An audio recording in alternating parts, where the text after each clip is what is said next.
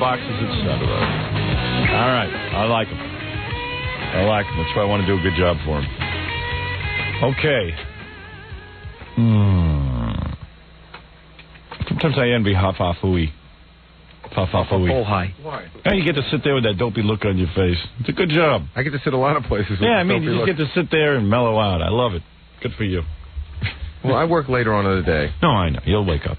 Yeah, anyway, that's when he comes to life. Not too much pressure. Anyway, listen, I have a lot of stuff I wanted to bring up to you, if you don't mind. Yeah. You know what it is?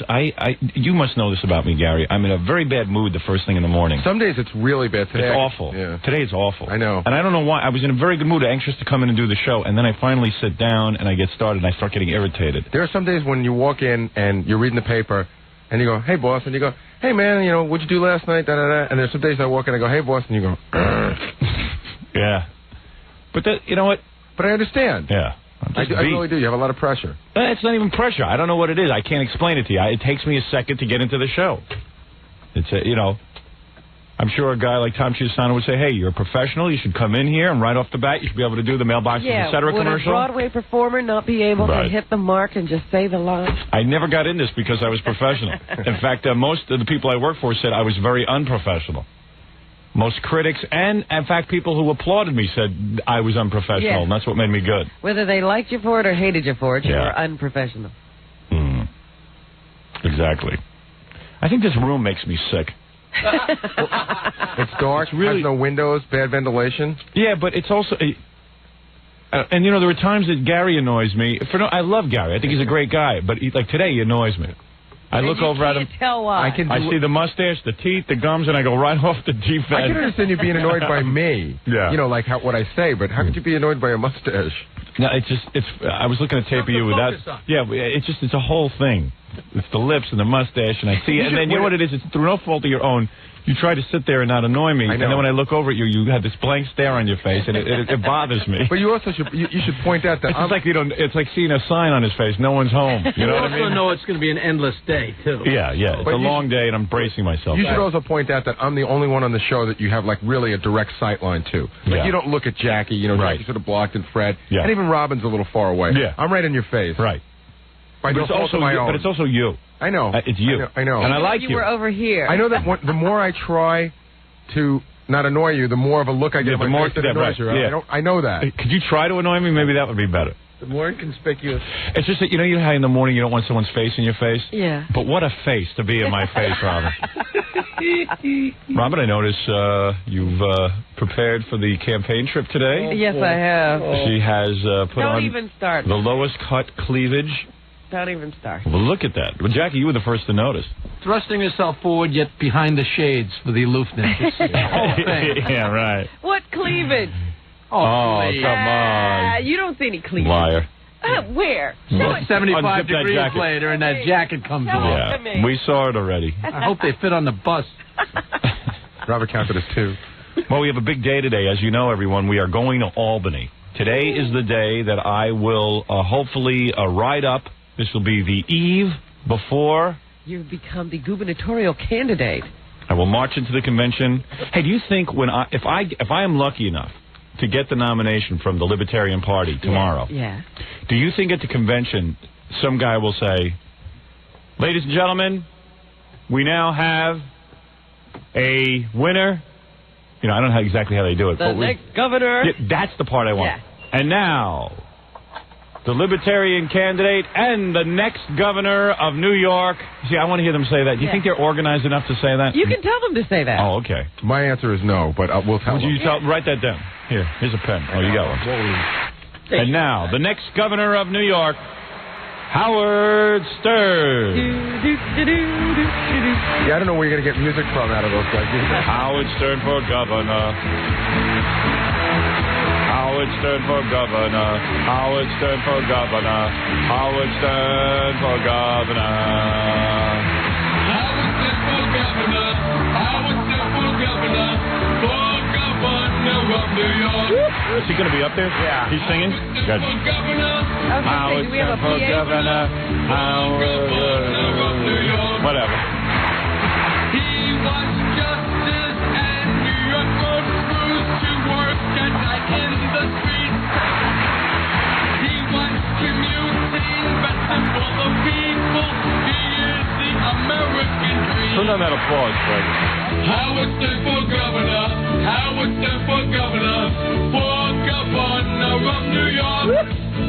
Howard Stern for governor. Howard Stern for governor. For governor I like it. of New York. I like this song. He wants his party to be libertarian. He is the great American. Yeah. Howard Stern could win the election from the Democrats or from the Republicans. Howard Stern for governor. It grows on you. It does. It's better now than I hated it when I first heard it. Yeah. of New York. Howard Stern for governor. Howard Stern for governor. Governor of New York. Sing it, David. Howard Stern for governor. Howard Stern for governor. For Governor of New York. Howard Stern for governor. Howard Stern for governor. For governor of New York. Howard Stern. He's going to sing that at the convention? Well, he's going to be up there. He is? Yeah, we'll get I think he ought to perform it. I think once they announce that, he should break into song. Okay. And then everybody can march around to that and sing and chant and blow horns. Yeah, and have like Robin, you can lead everyone in the bunny hop. That's what we're going to do. It's a good song to like. Yeah, it's obla-di, obla-da. I just can't believe John Lennon needed to be a part of his whole theme. Yeah. He didn't need to. He must have been bored. That's a tribute to marijuana. That's He was looking for something. Somebody's making an irritating opening noise. Is that you, Jackie? Oh, let me turn your mic. He's putting on his finger cots. Oh, boy, is that irritating me. Everything's irritating. Even the wind in this room, there's an air source in this room that blows a little bit of air right onto my eyeball in this room. And it annoys the piss out of me. Oh, God, I am so hypersensitive to everything. This room needs a good cleaning. It just needs a good cleaning, Well, you can hope for that all you want. Let's open the vents up and clean and get the soot and the dirt and the filth and the garbage. This place was dirty the day after we moved into it. Wasn't it? That is the truth. I think this is just a building with dirt trapped in it. Bring me a nice beer. Give me a nice cold one. Yeah. Boy, that was good. You know, someone said they heard me on the air the other day drink a beer. I hadn't had a drink in 13 years, and they said, boy, you sounded like you needed it. And when you drank it, you were like, ah. Oh. Yeah, that real sigh of relief. Jackie, can you imagine waiting 13 years for a beer? I can't believe you were still sitting there after it. I would have tasted to the ceiling. I felt great. Your cheeks were red. Oh, absolutely. Loved it. That's a Stern trait. All the Stern men, when they drink, their cheeks turn red. I wish I could recreate what happened after the show. Howard was sitting back there eating his usual turkey and potatoes. Yeah. And they had made 3 little potatoes instead of 2 big ones like they usually do. Yeah. And Howard sat there and he said, I know I ate a potato, but I still have 2. So I don't know how I did it. I was all confused. Because, my ritual is the same every day. And all of a sudden I go, I know I just ate, but I still have a full plate. How is that possible? And Robin goes, you had 3. I go, oh. Was that the day I was drunk? Yeah, that was the same day. That was a cool trick to play on a drunken fool. Yeah. I'm going to get drunk on that governor's bus. Well, anyway, we're very excited. I have so much good news for everybody today. I would like to start out by making a big announcement about Cleveland. Do you know anything about this, Robin? No. Oh, good. Okay. I would like to talk about Cleveland, if I may. Come on, Fred. Cleveland is gone. It disappeared last night. What? The entire Cleveland. The whole city. The whole city of Cleveland has disappeared. It's in the front page of the newspaper. No, let me tell you my real announcement. First of all, they all said it couldn't be done. Everyone in Cleveland said that we were from out of town, couldn't work, Howard Stern wouldn't work in Cleveland, blah, blah, blah, blah, blah, blah, blah. Conservative. The Howard Stern Show, which means, of course, you, Robin, Jackie, Gary, not Fred. What was that, Fred? Someone had to take a turn in that barrel. Of course you. And Fred, even Fred, deserve credit. The Howard Stern Show is officially #1 in Cleveland. Woo! Thank you. That means how many cities are we #1 in at this time? 33 cities. New York, Philadelphia, Cleveland, Los Angeles, Boston, and I think Myrtle Beach soon. Well, let's hope. Las Vegas. Las Vegas. Las Vegas. Wow. That's right. And not just with men between 26 and 28 years old. No, we don't have to qualify. We're number one. We're number one, period. Thank you. It's very exciting. You know, Robin, we've become number one in many cities.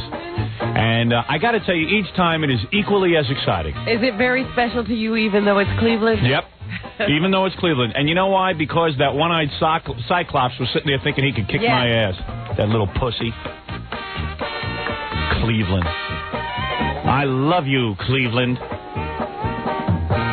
Can we get better music for becoming number one? What the hell is this? For God's sakes. I'll tell you something. I'll tell you how happy it made me. My eye feels good today. Yeah? Yeah, my eye. My eye isn't throbbing today, and I had a good night's sleep. I know people like a bulletin on how I feel before the big convention. Well, we like eye updates. Yeah, aye. Aye. All right, very good. You know, it's really sad. I'm watching and listening to the news about poor President Reagan. I mean, poor President Nixon. Yeah. Poor President Reagan. I can't believe poor President Reagan doesn't have a tumor or whatever it is. Or a stroke. Stroke. But, you know, there's like buzzards. Those reporters are like buzzards outside the hospital. They can't wait for him to drop dead. They're all preparing their retrospective. They want to be the first to get it on the air. Nixon's whole thing in life was he wanted to go down in history as a great president. So after Watergate, all he spent his time was trying to improve his image. Yeah. So that he'd go down in history. With him, everything was history. So now he'll be history. He'll be happy. Well, did you see in the paper they say that he decided he didn't want any extraordinary measures taken should his life become threatened by a major illness? He doesn't want life support. He doesn't want any life support if he gets brain dead. Because he's in a deep coma. So I guess before he went under, he went, oh, please, no life support. No, he did it before then. Oh. Apparently, whoever he was talking to before, you know, settling things. No life support, please. No extraordinary measures. No extraordinary measures be taken. Please, no extraordinary measures. Like a ghoul. Well, I heard his brain has swelled so much it's now the size of a pea. Okay. You wonder what's happening to that. I'll take a few tubes, but no life supports. Thank you. Thank you. Thank you. Oh. So, anyway, let's take a phone call from Cleveland and just thank our listener in Cleveland. We can only take one right now. Hello, you're on the air in Cleveland. Yeah, Howard. Well, you've made us number one. Congratulations. Thank you very much. And, you know, I guess this means that after we get back from the convention tomorrow, we'll have to begin planning to go to Cleveland? A trip to Cleveland for a funeral for the Cyclops. I've got a perfect idea. What's that? Listen, you remember got in trouble last year with the Indians? I'm sorry? You remember when you got in trouble last year with the Indians with that song parody, the guys who died in the boating accident? Yes, that's right. That's where I was through in Cleveland. Why don't you come in on a boat on Lake Erie, speeding in. and right underneath the dock. Actually have like Lanigan and the two guys from MMS crash into it. Yeah, there you go, and behead them. Ooh, I like that. Ooh, what a great thing. Listen to this. We can behead them. We have, obviously we can't get the real guys because they'll be uptight. So we'll be on a speedboat, Robin. Uh-huh. And we'll have all the guys who we compete with in Cleveland, we'll have little dummies of them. Yes. And then we'll drive underneath the dock, and their head will become decapitated. That's right. They won't duck. We're going to do it, damn it. I love it. And you'll be ripped, Yeah. You were just ripped in the paper the other day in an editorial comic. Is that right? Saying that you were the ones who forced Jeff and Flash off the air when actually it was the friggin' listeners who did, right? Yeah, I mean, like I had something to do with it. Yeah.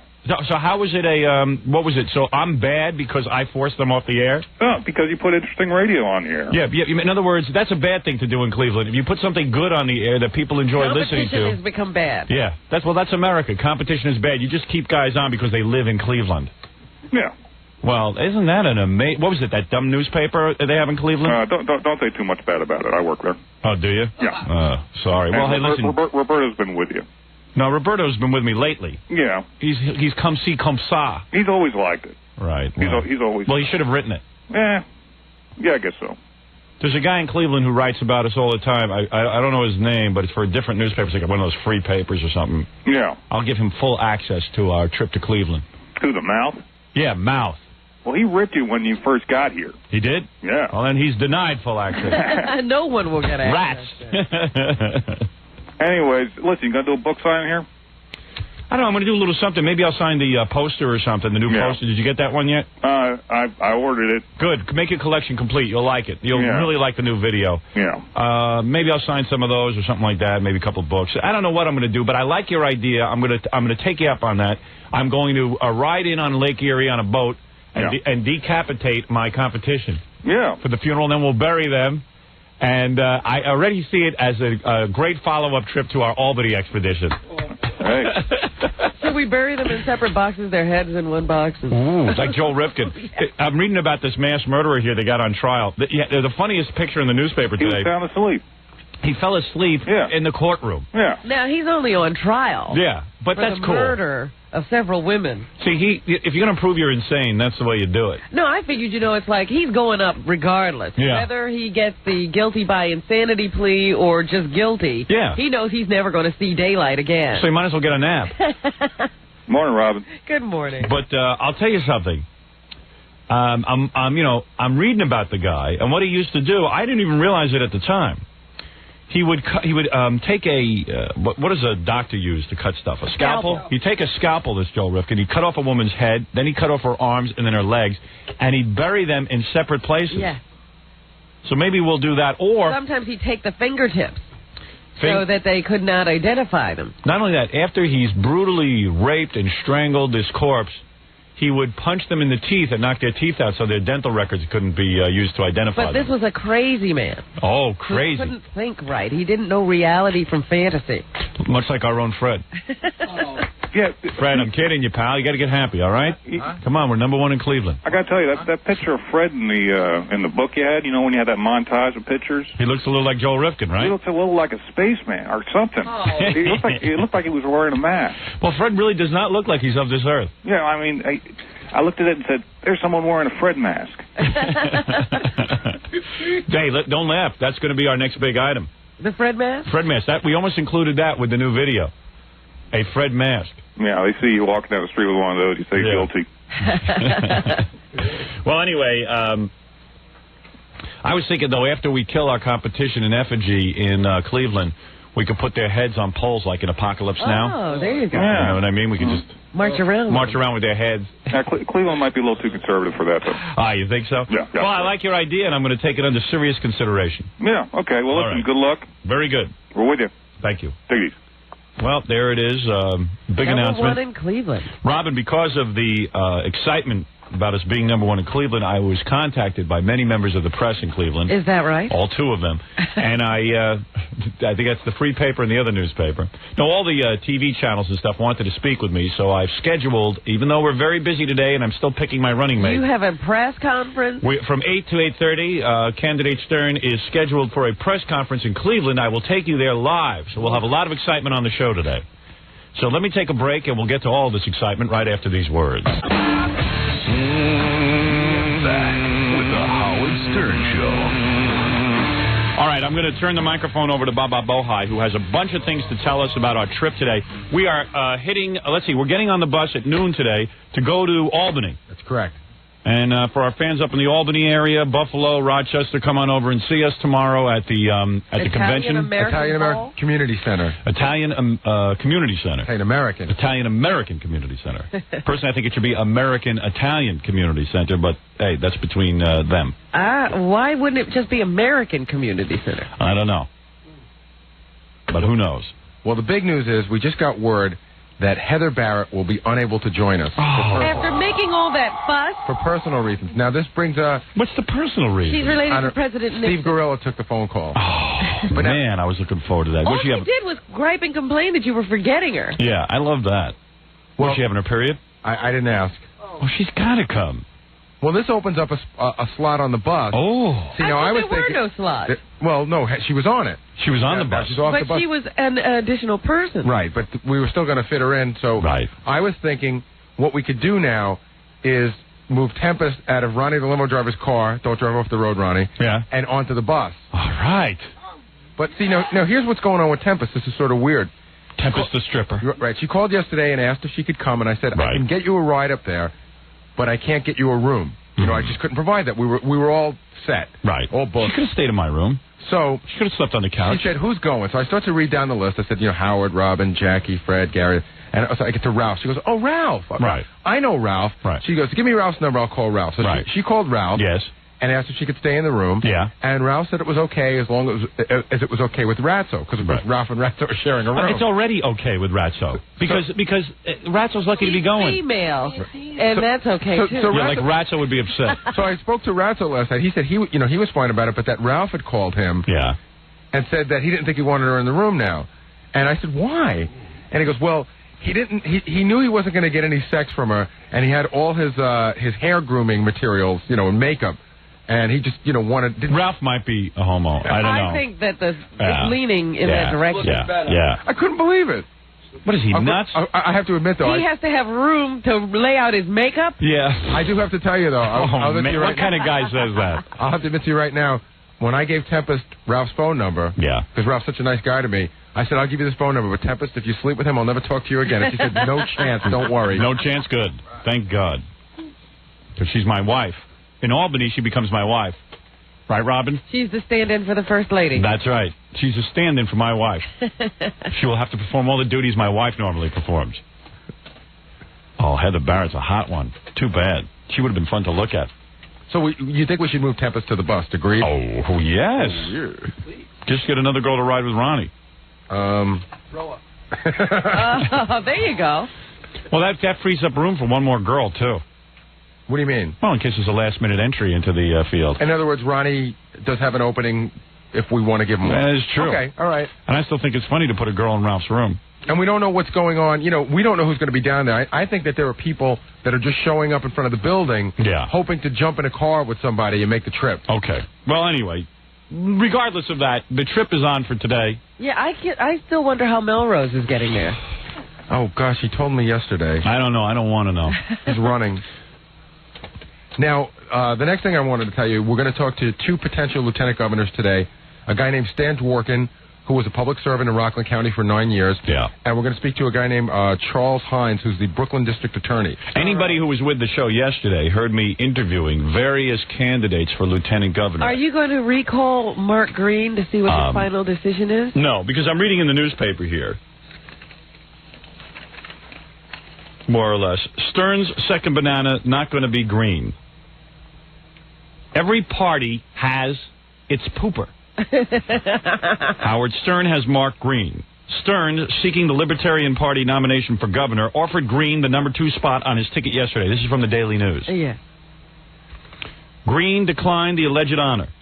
The alleged honor. He told WXRK Radio's top-rated morning man that he preferred to remain New York's public advocate. Public advocate is a crummy office with no influence whatsoever, Stern replied, displaying a certain political savvy. Yeah. Green said he might reconsider, even though he opposes the death penalty, which is a centerpiece to Stern's platform. I realize Mark Green is not going to accept my lieutenant governorship because he's a Cuomo guy, and it would look bad for him if he even did it in jest. Well, not only that, Howard. Someone faxed me a very good piece of information the other day, and they said someone who is opposed to the death penalty, sure, you get it passed. They'll put it back. Okay. Not only that, but they will never sign a death warrant. The governor has to sign every death warrant. Gotcha. So he's out. Right. We don't like him anyway. Howard, you know that there were... I was never a big Mark Green fan. Yeah. There were 2 people, by the way, on your short list that declined to even come on the air. Really? Who were they? Alan Hevesy just said he respectfully declines. Who is Alan Hevesy? He is the New York City, is it comptroller? Yeah. Is he a Democrat?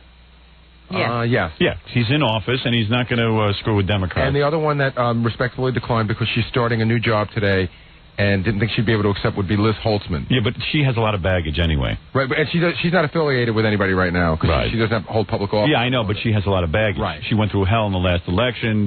Maybe she doesn't want to be in politics anymore. Remember, she broke down crying because of all the pressure. And quite frankly, I don't need a crybaby for a running mate. The worst thing, let me tell you about running mates.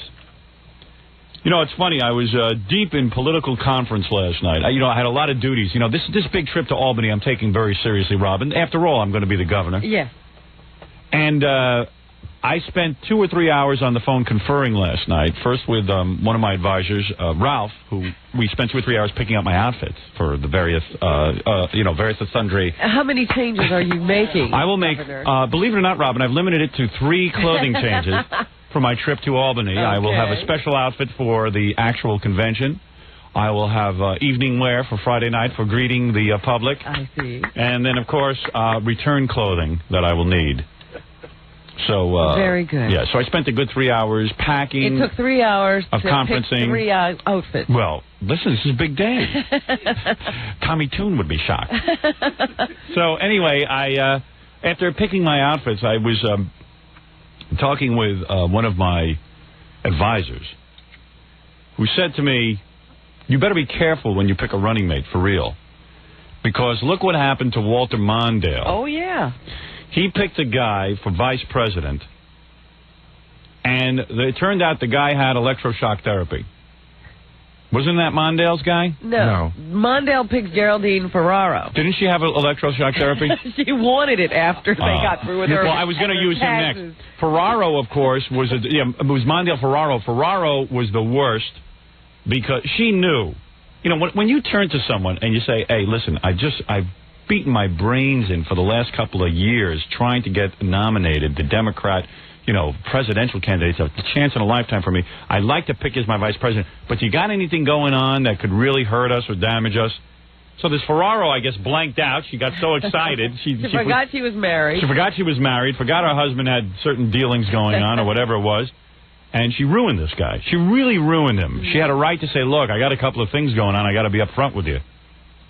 But she wanted in the worst way to be the vice president, and she ruined him. Yeah. Now, who was the guy who had... you're thinking of Muskie and Eagleburger. That's exactly who I'm thinking of. It was McGovern and Eagleton. Eagleton. Well, I was close. Now, tell me about Muskie and Eagleburger first. I was sitting with Muskie had another problem. Somebody was attacking his wife. No, and also... He started crying. Yeah. But you know what? My wife and I were sitting there. I said, "Who is that guy, Eagle something?" Eagleton. She goes... Eagle Beak. We couldn't think of Eagleton, but anyway, Eagleton was a guy, for those of you who don't remember, he was chosen as vice president. It turned out he had electroshock therapy. So the public was a little, "Is that wrong?" Of course it's wrong. What the hell you want a vice president on electroshock therapy? You have a right to say to someone, "Look listen." at Dick Cavett and ask, "Is that wrong?" Yeah. Dick Cavett's still blabbering about his 5th anniversary on CNBC. So, listen. You have a right to say to someone, "Look, I had a little electroshock therapy. Maybe something wrong there." Had to put me away and shock me. So I got to tell you something. Picking a running mate was not as easy as I thought. But I spoke to a guy yesterday who right now is the front runner. His name is James Dillon. And he came through good, but then my father called me. There's nothing wrong, right? He says there's nothing wrong in his background, but my father called me, and he says, "Hey, the guy's not married." So I said, "Yeah." I said, I know. I asked him if he's a homo. He said no. So it turns out the guy's not a homo, because as a matter of fact, in the paper today, he says, "Hey, I think being lieutenant governor would be great. It's a great way to meet girls." So, anybody could say that. Yeah, homos don't say stuff like that. Oh. That's exactly the things they say when they don't want to be caught. No. They don't think spur of the moment. They think about it. No. Anyway, they do say here in the newspaper, Stern hits the road to Albany today, promising to kiss babies, mingle with minorities, and shake hands with local elected officials as he travels to this weekend's Libertarian Convention. They must really be listening to this show. Oh, yeah. 2 reporters wrote this article together. Took 2. They listened together. Frank Lombardi and Larry Sutton. Unlike more traditional politicians, Stern admits that he is pandering. Of course I admit it. In addition to restoring capital punishment, Stern promises to fill potholes and end traffic jams at toll booths. By the way, I never promised to fill potholes. Well, you did. You said you would take the dead that you electrocuted and put them in the potholes. Yeah, well, okay. That's a technicality. But I will fill the potholes just for the hell of it. All right. Just because so many people are like that. He also promises to attend the Libertarian Convention with a bikini-clad girl on each arm. "My problem is, I'm perceived as a goof, which I am," Stern said yesterday. But pollsters say he could easily attract 20% of the vote this fall as a kind of Ross Perot for the Woodstock generation. Manhattan Borough President Ruth Messenger has also declined Stern's offer to be his second banana. But James Dillon, a virtually unknown Queens politician who failed in a bid for a city council seat last year, volunteered. Dillon, 44, is a Republican conservative who supports the death penalty and, by the way, is also pro-abortion. I like that. A bachelor, he says, the lieutenant government spot is a great way to meet some young women. A platform Stern would surely approve. I certainly do. You couldn't buy this kind of publicity for $100,000, he said. Try $1 million. Stern held off offering Dillon the number 2 spot until he learned more about him. I don't even know what he does for a living, Stern said. I hope he's not sitting around collecting welfare. Well, today I'll find out if he's ever had electroshock therapy. I better be very specific, Robin. That's right. You should have thought up some kind of questionnaire. Well, that's your job. Now, I want you to work on that because I'm going to be interviewing him again in a few minutes. Well, we have another potential candidate that we can interview right now, and this guy, I think, is the only other one that would give James Dillon a run. Good, because I want a choice. Who is this person? This is Stan Dworin. Now, Stan Dworin, this is funny. Gary wanted to contact Stan Dworin yesterday. Yeah. Now, I like Stan Dworin, and I'll tell you why I like him. He's a conservative liberal. Good. Now, that says... Funny title, conservative liberal. I know. They seem to be diametrically opposed. But right. like me, I'm conservative on some issues, and I'm liberal on others. I would consider you a moderate. He's actually a Democrat, but he was unfortunately caught in the middle of some party politics. So he didn't get the... he was the county legislator from 1985 to 1993 of the largest town in Rockland. He didn't get the nod last time, so both the liberals and the conservatives nominated him. He's a self-employed leather goods manufacturer, which I like. He's a guy who knows business. He's working. All right. I'll tell you his experience. Wait, let me get him on the phone. A businessman cares about these kind of things, employing people, taxes, and so people forth. always say, hey, forget putting in lawyers all the time. Let's put in some businessmen who know how to run things. Well, there have been a lot of suggestions faxed in that you haven't mentioned Donald Trump at all. Well, only because Trump really would not be a serious governor. He wouldn't. No. He has... Listen, this guy's got bigger fish to fry. He's like me. My heart's not in being governor. I want to be governor for 2 minutes. I want to get the death penalty, and then I want to hand it over to someone who is capable, like, for example... Stan Dworin. Let me get him on the phone. Mr. Dworin? Hello. Hello, how are you? Good morning. How are you? I'm fine. Nice to speak with you. Same here. Say hello to Robin. Good morning. Well, let me say, I first of all, I like the idea that you're a working guy. In other words, you're a self-employed man. You're not a lawyer. We got too many lawyers floating around as is. So right then and there, I like it. Especially in government. Right. Now, you were also Rockland County legislator since 1985. Now, there's a thankless job. You see, I like guys who take thankless jobs, who really want to serve their community. Yeah. I like that. They're thankless jobs, yet we keep running, so go figure that one out. Well, you keep running because you want to do public service. That's true. Now, that's a good sign. You know, you take a politician who's a career politician, someone who makes their living being a politician. Yes. They really are not into public service. They're into power and fame. That I don't need. I don't need that. So that's why I was attracted to you. Also, you served on the board of... You served in the New York chapter of the Arthritis Foundation, community service, this kind of thing, charity work, right? Sure. All the time. Board of directors. Rockland County Association for the Visually Impaired, more charity-type work. Good. I should mention, by the way, Howard, that I have no history of electroshock treatment. Right. I've never had any extramarital affairs. You are married. You are married with 2 sons. Right, and I have no babysitters, house cleaners, or housekeepers who've ever worked for me who did not pay taxes. Actually, I've never had any that worked for me, so it was easy for them not to pay taxes. Exactly. And I see the man's got a clean pass, a record of public service. You know what's great? This sounds like a man of the people, Howard. Right. County politicians are very familiar with state policies. Right. Yeah. And I also like the age here, 44 again. Yeah. 44 years old, that's good. In other words, not too young where you say he's a kid, but old, not too old where you feel like, oh, here's a guy who's not motivated. Out of touch, tired. Because you even get the feeling like with Cuomo. He's getting up there. He's up there in age. He's old. How do you feel about the death penalty? Well, one of the reasons why I'm talking to you this morning is because I believe New York State needs to reinstate the death penalty. And as long as Mario Cuomo is governor, we know that's never going to happen. Excellent. How do you feel about abortion? I'm pro-abortion. Pro-abortion? Wow. So far, so good. So good. You know how to cut taxes and all that? Absolutely. I have a history of doing that in Rockland County. Our budget's only about $340 million a year. But the last year that I was in office, my proposals cut the property tax hike by 2%. So Excellent. Property taxes are way too high. And here's a man who cut them. See, I knew a businessman would have this kind of attitude. See, now here's an example of a guy who would be an excellent governor, but will never get a shot at being governor because I don't know why. Why? Why is it? Why is it, Stan? Stuck up there in Rockland County. The reason is very simple. Mario Cuomo, who's been in Albany for so long, has such power and such strength that there aren't any Democrats statewide who have the guts to run against him. But I think the man has lost touch with what's happened in New York. The other day he said that New York State is turning the corner, that we're almost where we have to be. To do what? He's been in Albany for a lot of years. Yeah. I don't know how many more corners he wants to turn. Right. But I don't see that New York State has gone from being the highest tax state in the country to one of the lowest tax states. Ooh, he sounds like he has a plan. Yeah. Now, you see, I'd be comfortable turning over government to him. Listen, Stan, I have a real good shot at winning.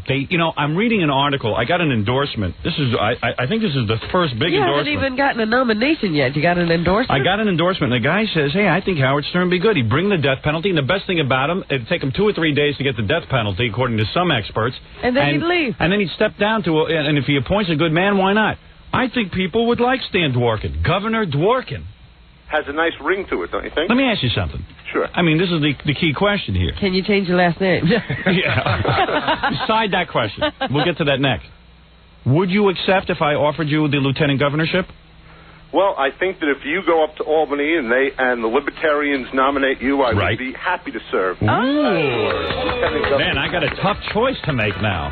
Is it Dylan or Dworkin? Dylan or Dworkin. Although somebody pointed out yesterday that Dylan is Irish, and that is one of the biggest amount of people in the state, if not in the country, that there are a lot of Irish people. What's Dworkin, Jewish? Well, Dworkin is Jewish, but I have an answer for Gary when it comes to that. Go ahead, good. You look at it this way.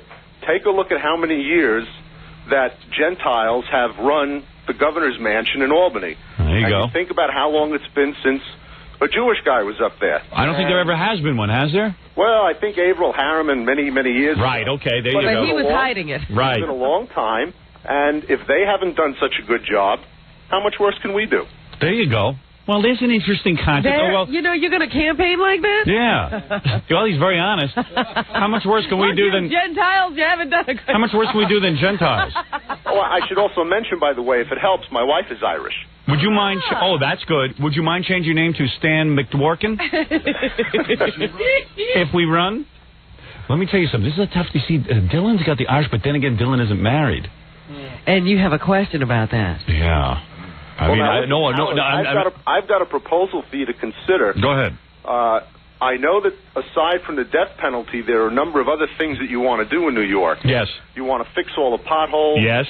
You want to eliminate some of the tolls, stagger some of the tolls. Yes. I have a way for you to do that without increasing income tax and without increasing property tax. You know, you have a lot of good stuff. You might not agree with what I'm going to say. Well, how do you do it? The answer is very simple. Right now, millions and millions of dollars a year are being lost to New Jersey and lost to Connecticut because people from New York are going there to gamble. Right. We have, in the Catskills, hundreds, That's thousands of acres of land that we could have for gambling. With hotels. Right, that are dying. Golf courses that can be turned into casino areas. Not only do I agree with we have a fine time with that. Yeah, we love that. In fact, and it's a shorter drive for you. Yes, it is. Shorter flight. Yes, excellent. This guy's good. We go to the Catskills to gamble. Ooh. Hey, let me tell you something. This is a tough decision. Well, what did Dylan propose? Nothing. I didn't hear Dylan. He just said he'd run with you. Yeah, Dylan was just glomming onto my action. I'd say he's in it for the babes. Well, that's why you're talking to me. You need a man with ideas. I got to tell you something. You're take good. over when you resign. You have absolutely no scandal. Dylan thought there would be no competition, and he wasn't prepared. Yeah. Hey, anybody like the ring of this? Stan the man. Yeah. Stan the man's working. Stan, he's our man. If he can't do it, no one can. See, with a guy like you, I could win. Absolutely. And with a guy like you, I could win. Exactly. Because I'm just goofy enough to get in, and then I hand the whole damn thing over to you. You're saying no scandal in your background? Nope. Ever smoke pot? Look, I went to NYU in the late 1960s. All right, so you did. No big deal. A lot of us did. You got it? But the fact of the matter is I had the same reaction to that I had when I smoked regular cigarettes, which was I got dizzy and nauseous. But nevertheless... That's what you're supposed to get when you smoke pot. That's called a good high. Cigarettes aren't supposed to do that. Yeah. You get dizzy and nauseous but not realize you are. Hey, Stan, this is a tough decision here. Really, you're sounding like a fantastic running mate. You know what you got to do now? Yeah. Because you got two guys who want it. I know. It sounds like I got to get them both on the phone. Yeah. Let us have a debate. Mr. Dworin. Yes. Would you humor me by letting me call you back in a few minutes, and then I can just talk to both of you, and then I can make my decision? Sure, no problem. Oh, good. Thank you. I appreciate that because this is tough. All right. And I got to go into the convention tomorrow, and I'm serious about this. Was there a third person we were supposed to talk to today? Forget it. It's going to be too complicated if that person accepts. Well, I think you were going to talk to Charles Hines, but doesn't he want to be Attorney General? I don't know. Screw him. How much better could he be than you? I don't know. Probably not very. My father was advising me last night. He said, you should keep holding out. I'm telling you, even after the convention, because you're going to get good candidates. Yes, but your father doesn't understand how that libertarian convention works. I got to go name somebody. Yeah. Hey, listen, you got to give me some time to digest this, all right? No problem. All right, I'll hang up now, and I'll call you back. You've made a very good show. Yeah, real good. Okay, great. Thanks. Look forward to your call. Bye. So long. Good man. I had no idea you could get a running mate. Not only did you have no idea to get a running mate, but that guy's perfect except for the fact that he's Jewish. Aww. Well, come on, I'm talking about in terms of, Dworkin is hard to tell, though. Yeah, let's not play that up. Everyone agree. From now on, we don't mention what it is. I didn't know what it was. I wouldn't have guessed that was Jewish. No, I wasn't sure either. What is Fred mumbling? In Dutchess County, they'll know. Yeah, they know. Syracuse. They know. Ithaca. Buffalo. I said, that's the only thing hurting this guy. He's good, huh? He's got an Irish wife. Then you know what? They resent that more up there in those Dutchess County. That's not a good thing. Stick to your own kind. Yeah. Yeah, they need a Jewish guy fouling the race. Leonard Bernstein? Yeah. Stick to your own kind, Jew boy. Let me think. Mind you, I don't mind. I don't even look at someone's religion or race, but other people are prejudiced. All right, let me take a break here, Robin. There's a lot to digest. Yeah. I'm going to need your counsel when I come back, and we're going to have to get James Dillon on the... Dylan was good, too. Don't get me wrong, but Dworkin was coming out with ideas. He had ideas. He was already thinking about how to make these things happen. Damn. Dylan was dating. Maybe, yeah, I know. Maybe I'll take a few phone calls and see what people think on the phones. We'll take a break right after this. We're back with the Howard Stern Show. I got my father on the phone and Dominic on the phone. They all want to chime in on this a choice for lieutenant governor. First, I want to talk to my father because he's my father. Talk to my father before Dominic. He should be an advisor, don't you think? Yeah. Well, my dad was advising me last night. Well, John Kennedy always went to his dad. Yes. Right. Hey, you know something, Dad? Yes. Because my father really does want me to be governor. He feels like that's his dream for me to be governor. Of course. Really? Even as a child? He looked at you and he was preparing you for politics? When he was playing in the crib, I saw a halo around him, and I said, that's the next governor. My father's always followed politicians and very politically active. He's a fan. He's a political groupie. Right. And my father always prayed that I would become a lawyer one day and then go into public service. So he would be like the Kennedy dad, advising me. I would have a compound, and you would come see me. Right. So now, what do you think of your prayers? Look what happened, Dad. You have no compound. Right. And I'm a mess. But your prayers have been answered. Listen, I'm listening to your problem. Let me tell you something. Want to hear how I'm thinking? Before you do that, let me tell you what I think. Yeah. It's Dillon or Dworkin. Okay. Right. Now, if it reaches a point where you, under no circumstance, can you separate these guys in your mind, and you just don't know what to do. You can always take the two names, throw it into the convention. Go ahead. And at the convention is a good bone for them. You know, they at least will have something to do. And you could have a real hearty knockdown fight with these two names, if that's how you end up, and let them sort it all out. Well, yeah, there's only one problem. The Libertarians, no offense to them, but they behave sort of kooky. Yesterday, a lot of them were calling, the Libertarian leaders, and they were saying, hey, this guy Dylan, he's right to life, he's this, and he's not. And oh, really? No, but he's not right to life. He told us he was for abortion. Yeah, exactly. But the point is, the reason they said they don't like established politicians, period. And I like established politicians because these guys are guys who have proven that they've been in public service. The thing that Stan Dworkin's got going for him over the other guy, Dylan, is one big thing. What? Dworkin is actually served. Right. See, Dworkin has served from 1980... These guys are not embedded politicians. That's what they're against. Yeah, exactly. They're very flexible. The Libertarians really don't know what they're against. Yeah, these guys are flexible politicians. I mean, they're guys who are trying to get in the game, and they're into public service. And they've proven they're into public service by volunteering and doing a lot of work. Right. And I feel, as what I said to you before about throwing it into the convention, I would also give the loser an important job. So that would say, listen, whoever loses will still have a great job in my administration. Right. And that'll keep everybody happy. His administration is 3 days long. Well, it doesn't matter because then, even if, let's say, Dworkin or Dylan was my running mate, the other guy will know that he's going to move up in the organization as well. Right. You make appointments. Listen, before you resign, you could also make an appointment. Right. Okay. I will do that. I'll make an appointment with you. So anyway, that's the thing. Well, meanwhile, okay, I'm going to sign off. Well, who do you like better? Well, it's very hard to, it's very hard. I mean, you went into quite a bit with Dworkin that you didn't go into Dylan. Yeah, I got to give Dylan a chance. Well, Dworkin brought it up, though. That was the whole point. Dworkin gave a great presentation. I want to say one other thing. Yeah. This is magnificent what I heard on the air. Yeah. What you were doing on the air is what normally goes on in the back smoke-filled room. Right. With the background. This guy, is he this, is that? Right.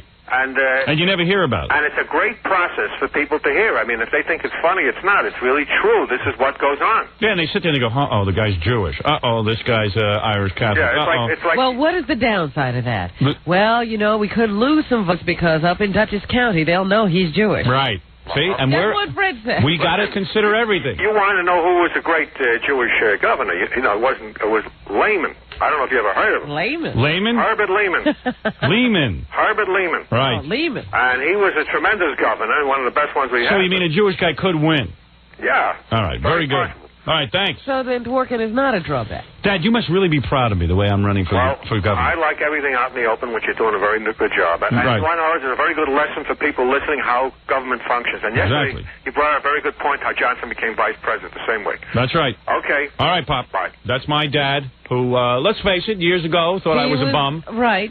Very worried that you'd never be anything. And look at me. Now I'm going to be governor. And one last thing. I want you to name one pothole after me. Yeah, well, listen, someone just faxed me and said, will you change the names of some streets? I'm not really going to get into nonsense stuff, but, it would be funny to have a Norris Avenue. Or Martling Alley. It would, Now you're cooking. Yes, thank you, Dad. Bye. Superhighway. Martling Superhighway. Yeah, Martling Superhighway. The Martling Thruway. The John Coker Martling Toll Booth. All right, let me talk to Dominic. He seems to want to get in on this. Dominic? No, Howard, he's on 260. We're waiting for Meatloaf to pick up in Germany. That's Dominic ordered meatloaf in Germany. Everybody's confused back there. Dominic? Good morning, Robin. If I'm sound out of breath, I'm on my machine now walking. Right.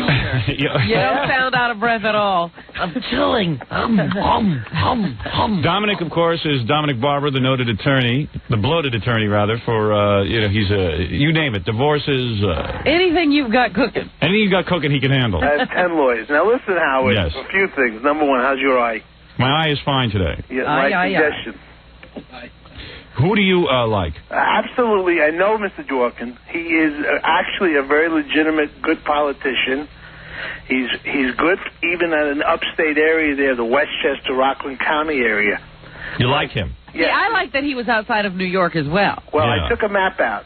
Yeah. And I looked on a map, and actually the Catskills are closer than Atlantic City by at least a half. Well, Dominic likes him because he's for legalizing gambling in New York, and I'm all for that because we hate driving all the way to Atlantic City. It's a long drive. Much too long to drive. Because by the time you sit in the car, you could be playing cards or dice. Yeah.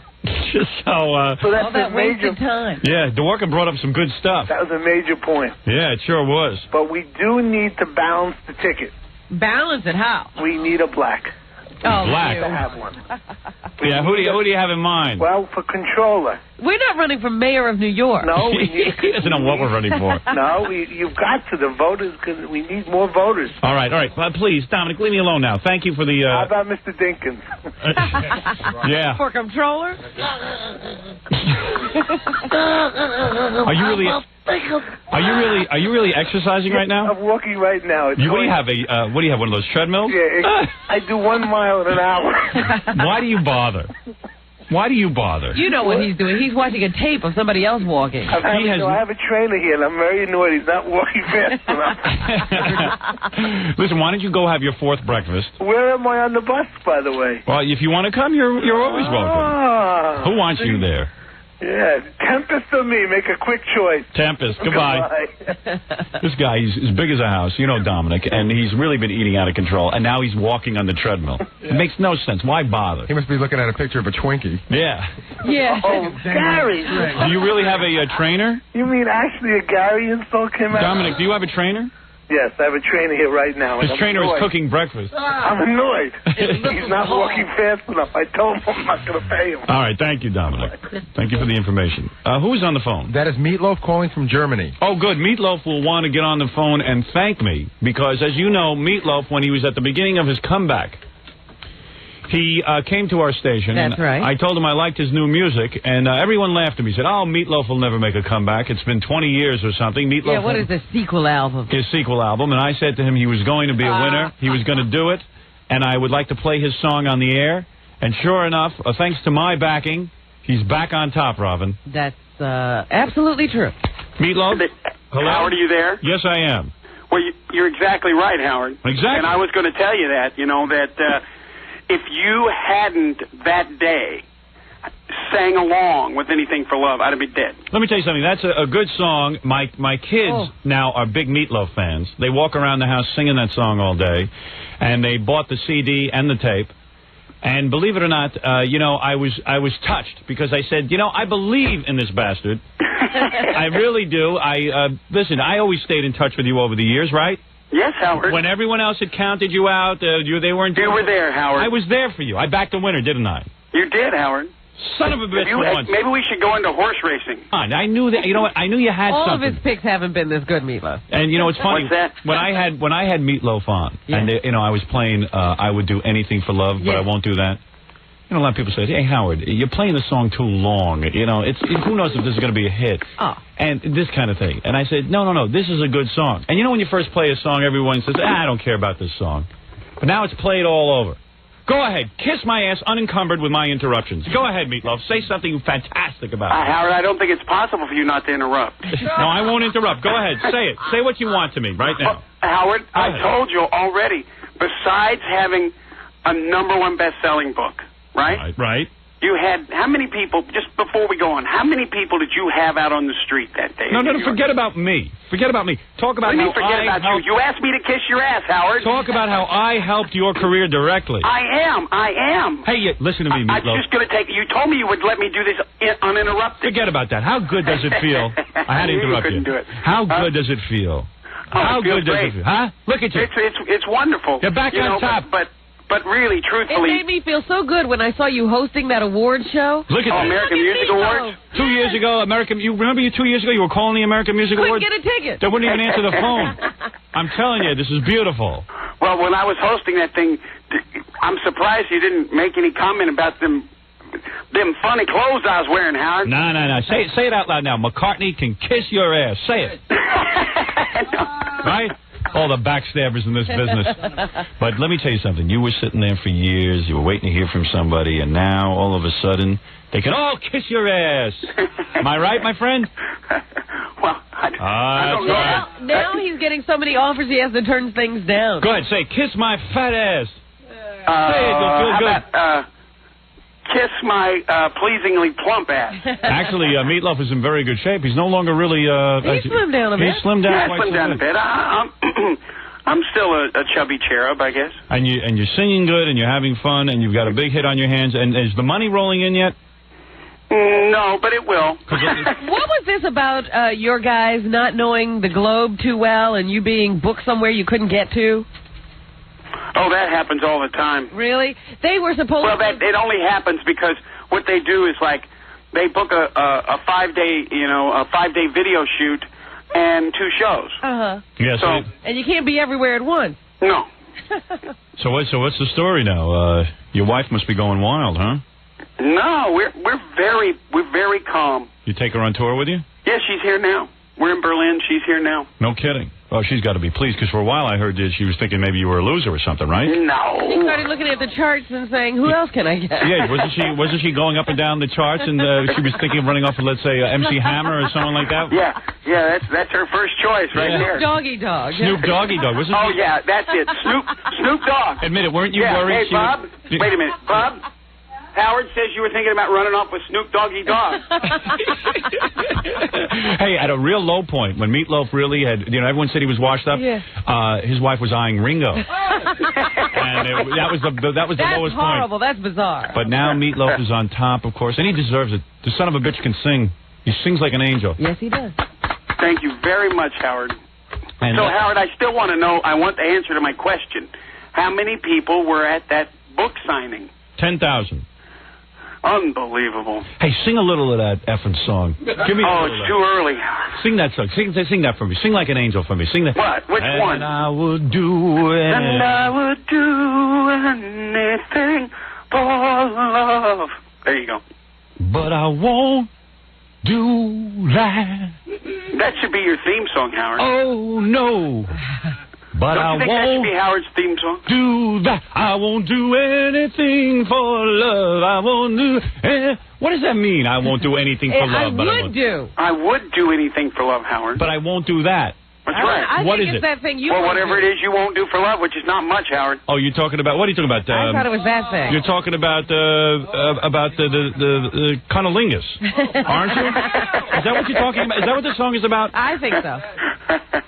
Well, whatever you get, like I always say, whatever the listener wants the song to be about, that's what it's about. Is that what you're talking about? Are you talking about oral sex in that song? I'm not talking about that, but you are. No, come on, tell me what that is. What won't you do for love? It's whatever it is you won't do. It's all the wonderful things that you would do for someone. I would do that for a girl as long as it's not after she's gone jogging. You know what I mean? After exercise. I would do anything for love except if you go jogging. And then I noticed he mentions everything in the song but that, so that's what I thought. Is that what it is? Meatloaf, tell me what that is. No, Howard, now listen. Come on, give me an exclusive. Ask your kids, since your kids go around playing this song all the time. Yeah, hey kids, is Meatloaf singing about cunnilingus? I mean, for God's sake. For God's sake. Who's that, your wife? I won't leave the top off the toothpaste tube. Meatloaf, let me talk to you. Let me talk to your wife for a second. Let me congratulate her. All right, Laz. That's Howard Leslie. wants to talk to you. That's Leslie Loaf. Can I just wish her luck first? Yeah, go ahead. Honey. Hi, Howard. How's your wife? Hey, never mind my wife. I'm not married today. Leslie, let me say something. First of all, congratulations to you for sticking with Meatloaf during the tough times. Oh, well, bless your heart. She's women, my best friend. And by the way, you are a piece of ass. You know that. And let me say that a piece of ass like you could have left. You could have dumped Meatloaf. She could have walked. You could have walked away from him. Never. And, never. Well, listen, no one would have blamed you. This is true love. No one would have blamed you. Oh, no, I would never do that. Things were not looking that great for the Loafster. Yeah, but that's when it gets fun, you know. I know, but when you have to stick together through the hard stuff, that's when it really gets fun. And let's face it, things were getting rough. I'm sure financially, Meatloaf was going through the money. Yeah, it was a big adventure, I'll tell you that. It was a big adventure, and then you stuck with him. Most women would have walked out and gone off with some other rock star. I know you had that attraction to Ringo. I know what that was. I never met Ringo. All right, well, then they maybe have some bad information. But a lot of women would have done that. What are you wearing right now? Treat my male audience to what you're wearing right now. What is Meatloaf enjoying this morning? Honey, you tell Howard what I'm wearing right now. What's she wearing? Howard, your favorite costume. That's what she's wearing. What is she wearing? Nothing. Son of a bitch. Look at that. Look at you. You're on top. She's wearing nothing except for 2 rollers in the hair. Is that right? Did you take her this morning already? You had her already today, didn't you? Yes, Howard, that's true. We're getting ready to go to the show, see? I got you. Well, tell her to go put on some heels. So when she's walking around Howard naked. says put on a pair of high heels. All right, listen, Meatloaf. So anyway, yes, you're doing a bunch of shows. Is that correct? Yes, we are doing a whole lot of shows in America. You will be coming to America very soon. Yes, like next week. Now, is that right? Oh, is that right? Are tickets on sale? Yeah, oh, yeah. Oh, they are? Yeah. Now, where do I get these tickets? From me, Howard. You can get them from me. They're everybody else, because I don't have room in my bag for all those tickets. People can get them at, those normal locations. All right, and you'll be... I heard the show is spectacular. You do all the big production numbers. Where are you going to be? Here. Metal.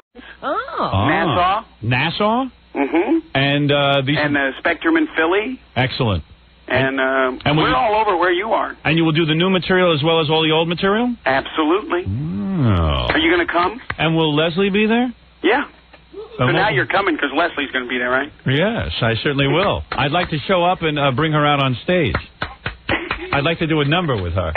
Okay. All right. So bring your wife. All right, so everyone can get tickets now. Is that correct? Yes, that's right, Howard. All right, and Meatloaf. thank you very much, Howard. I'm very proud of you. Thank you. I'm proud of you. All right, man. All right. The great Meatloaf, everyone. Thanks, Meatloaf. Bye, kids. From Germany. Look at him right on top. And Meatloaf is going to be in America, and I understand tickets are on sale. And going quick, according to what I read in the newspaper. Because Meatloaf did something unusual. He put all of his tickets on sale at once for every show all across the country. Never been done before. Unprecedented. You know, some people might be sitting there thinking a comeback is easy to mount. Tell that to Peter Frampton. Right. Look at him. Poor bastard's put out 3 or 4 records since he... He can't get arrested. Meatloaf has done something incredible. Oh, he could get arrested, all right. Anyway, let me take a break, Rob, and then we'll get back. We've got a lot of big decisions to make. I've got to choose a running mate. I'm going to do that in the next few minutes. I got a press conference coming up at 8 o'clock in Cleveland. Does Meatloaf know he was talking to a prospective governor? I don't know. I don't think so. He's over in Europe. Who wants to explain it to him? He's over in Europe having his comeback. It's very sweet for Meatloaf right now. Yeah. It's nice to see, though, because that's true. It's one of the people we have had on the show, even during the tough times. Son of a bitch can sing, too. Don't kid yourself. Fat bastard can sing. That pudgy son of a... Yeah. Yeah. He is good. That video was great. That was a good video. And speaking of videos, I saw Stuttering John's video. I got to give him a plug. The little nitwit came up with a good... Yeah, you saw the finished product. I'm even happy for Stuttering John. You know, he's put in a lot of time here. He gets up early every morning. I'm happy he's got this record out. I understand he did a record signing yesterday. There were people there, which I couldn't believe, but they were there. Wonderful. And I keep singing his song over and over again in my head. Well, you know the one I keep singing. Which one is that? Hey, you get off my lawn. That's a good song. Yeah. And then I like the single. I saw the video. They didn't take my advice on the video. They didn't? But that's okay. But the video's good. I'm happy. Is it going to be played on MTV? What's the story? Are you going to be played on MTV? I saw a clip on it on MTV News yesterday. Yeah, Kurt Loder did a great thing for me. Yeah, he did. So we're added to the Headbangers Ball. Oh, so you didn't get on the regular rotation? Apparently, in order to get regular rotation, you have to have a lot of either album sales or airplay. You know. Oh, I see. So they stiffed you and they're going to put you on Headbangers Ball. It's not so bad because Headbangers Ball, that's where a lot of bands like Pantera and Stone Temple Pilots get started. You know, it's usually Headbangers Ball. I see. So I mean, I'm not. If people call MTV, would that help you? Yeah. Oh, definitely.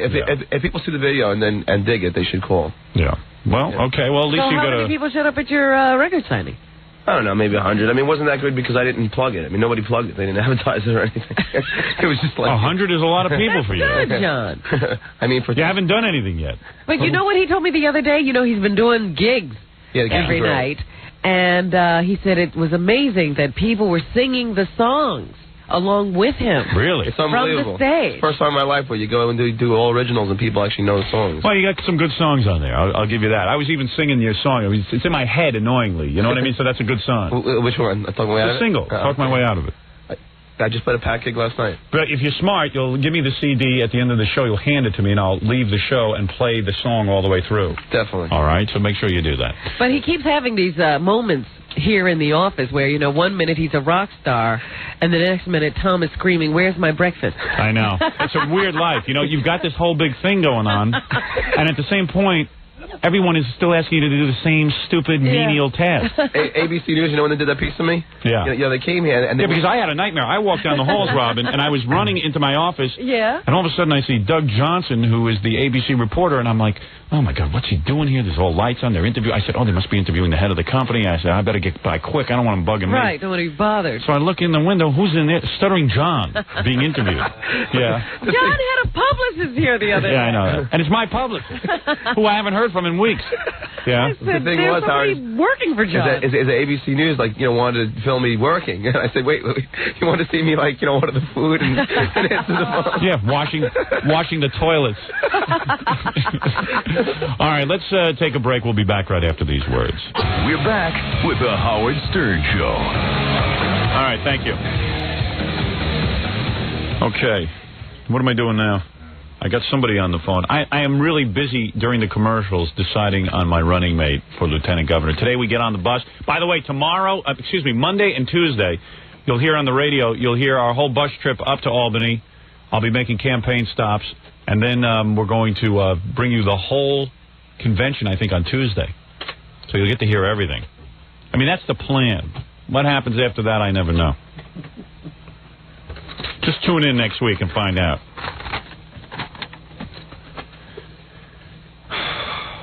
Who's on the phone? Is that Mark Shearer?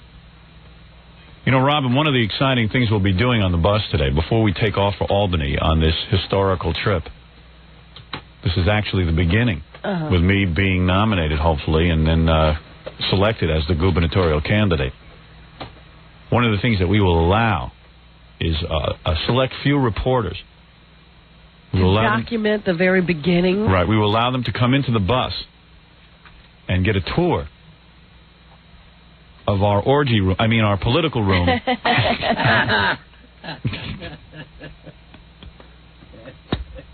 Who is this? Is this Mark? Yes, Howard. Hey, this is Mark Shearer of CNN, and one of the reporters we're allowing in is Mark because I feel we should reward him, Robin. He has done several pieces that I thought were very fair. He has been good to us. He has been good to us, and he is one of those people that should be allowed political access. I'm actually sitting here brushing up on my William Manchester books, Making of the President, 1960. Well, good. Yeah, I mean, this will be an opportunity for CNN to photograph me in my most relaxed state as I sit on my bus. And there could be a book in it. Yeah. That would... I have to admit, Howard, you are one of the more compelling stories in the entertainment business and have been for a better part of a decade. Well, thank you. As I wind up my radio career, which will be over in a year and a half, I want to go out in a blaze of glory, and I want to do all the things that I dreamed of doing, including bringing the death penalty to the great state of New York, which I live in. That's something no one in radio has ever done. No, a lot of guys are goofy. They do, I don't know, they do various stunts. They do, what is it? They give each other pink bellies on the air, marry each other. I am really trying to do something legitimate here and bring the death penalty back to New York, and then I will finish out the year as governor and morning man for this station, and then when my contract is up, I will leave radio. To disappear? You're not going to be heard from again? Oh, I'm going to be heard from, but not on the radio. I see. Because it's enough already. I'm in an industry filled with imbeciles, and it's getting more and more fatiguing. Will you reveal to CNN's Showbiz today what your future plans are in the entertainment sphere? I cannot give you that yet, but since you have been good to us, when I'm ready to announce, I will make sure you're there. Well, that's good. But let me tell you something. Just don't make me talk to Ratso, please, today, because his stupid hockey team beat my stupid hockey team. You won't have to talk to him. He's not even allowed on the bus. Good. As a matter of fact, a lot of people say, Howard, what if you don't get the nomination for governor? Yes, what if? Well, that's all right. I'll still go out in a blaze of glory. If I am not elected, I will resort to living on billboards for 2 weeks at a time, like other disc jockeys. You'll go back to stupid disc jockey stuff. Yes, I will live on a billboard for 2. I should do that one time before I wind up my career.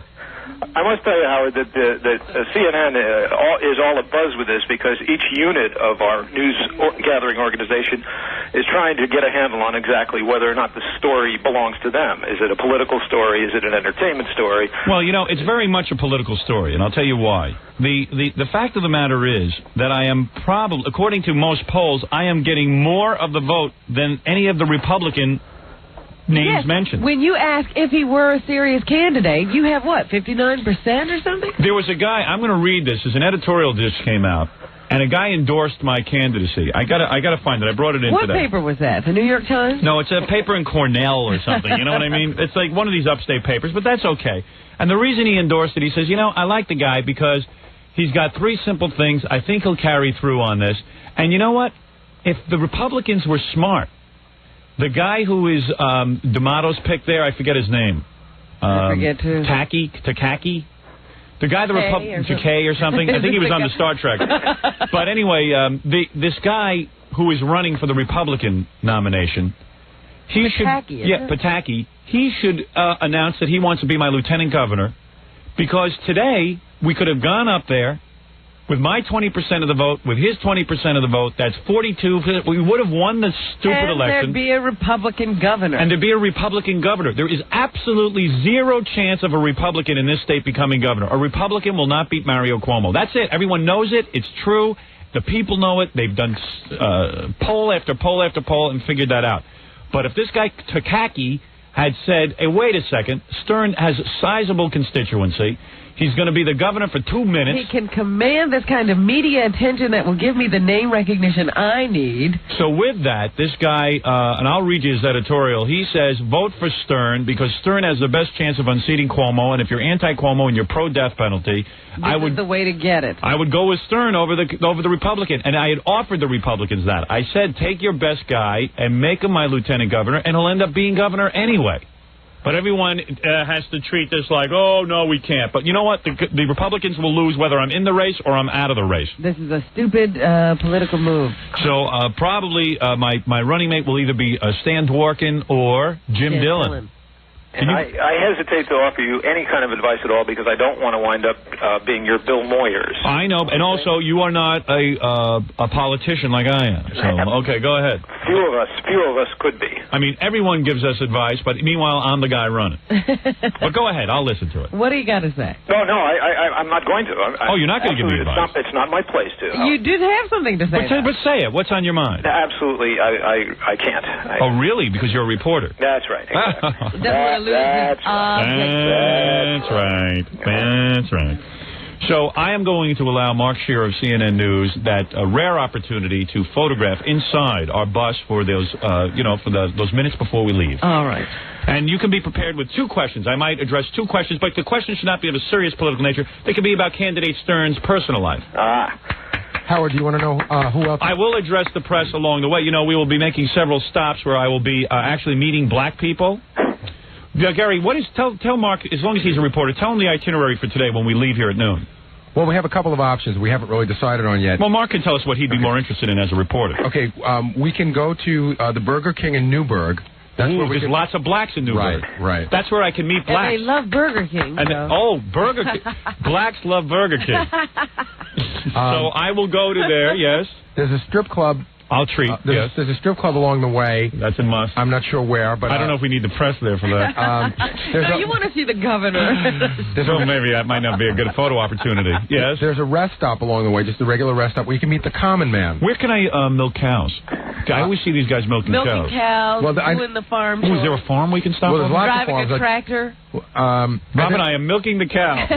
And then we wanted to stop at some towns just as a goodwill gesture. Are we going to meet any officials? Well, funny you say that, Robin.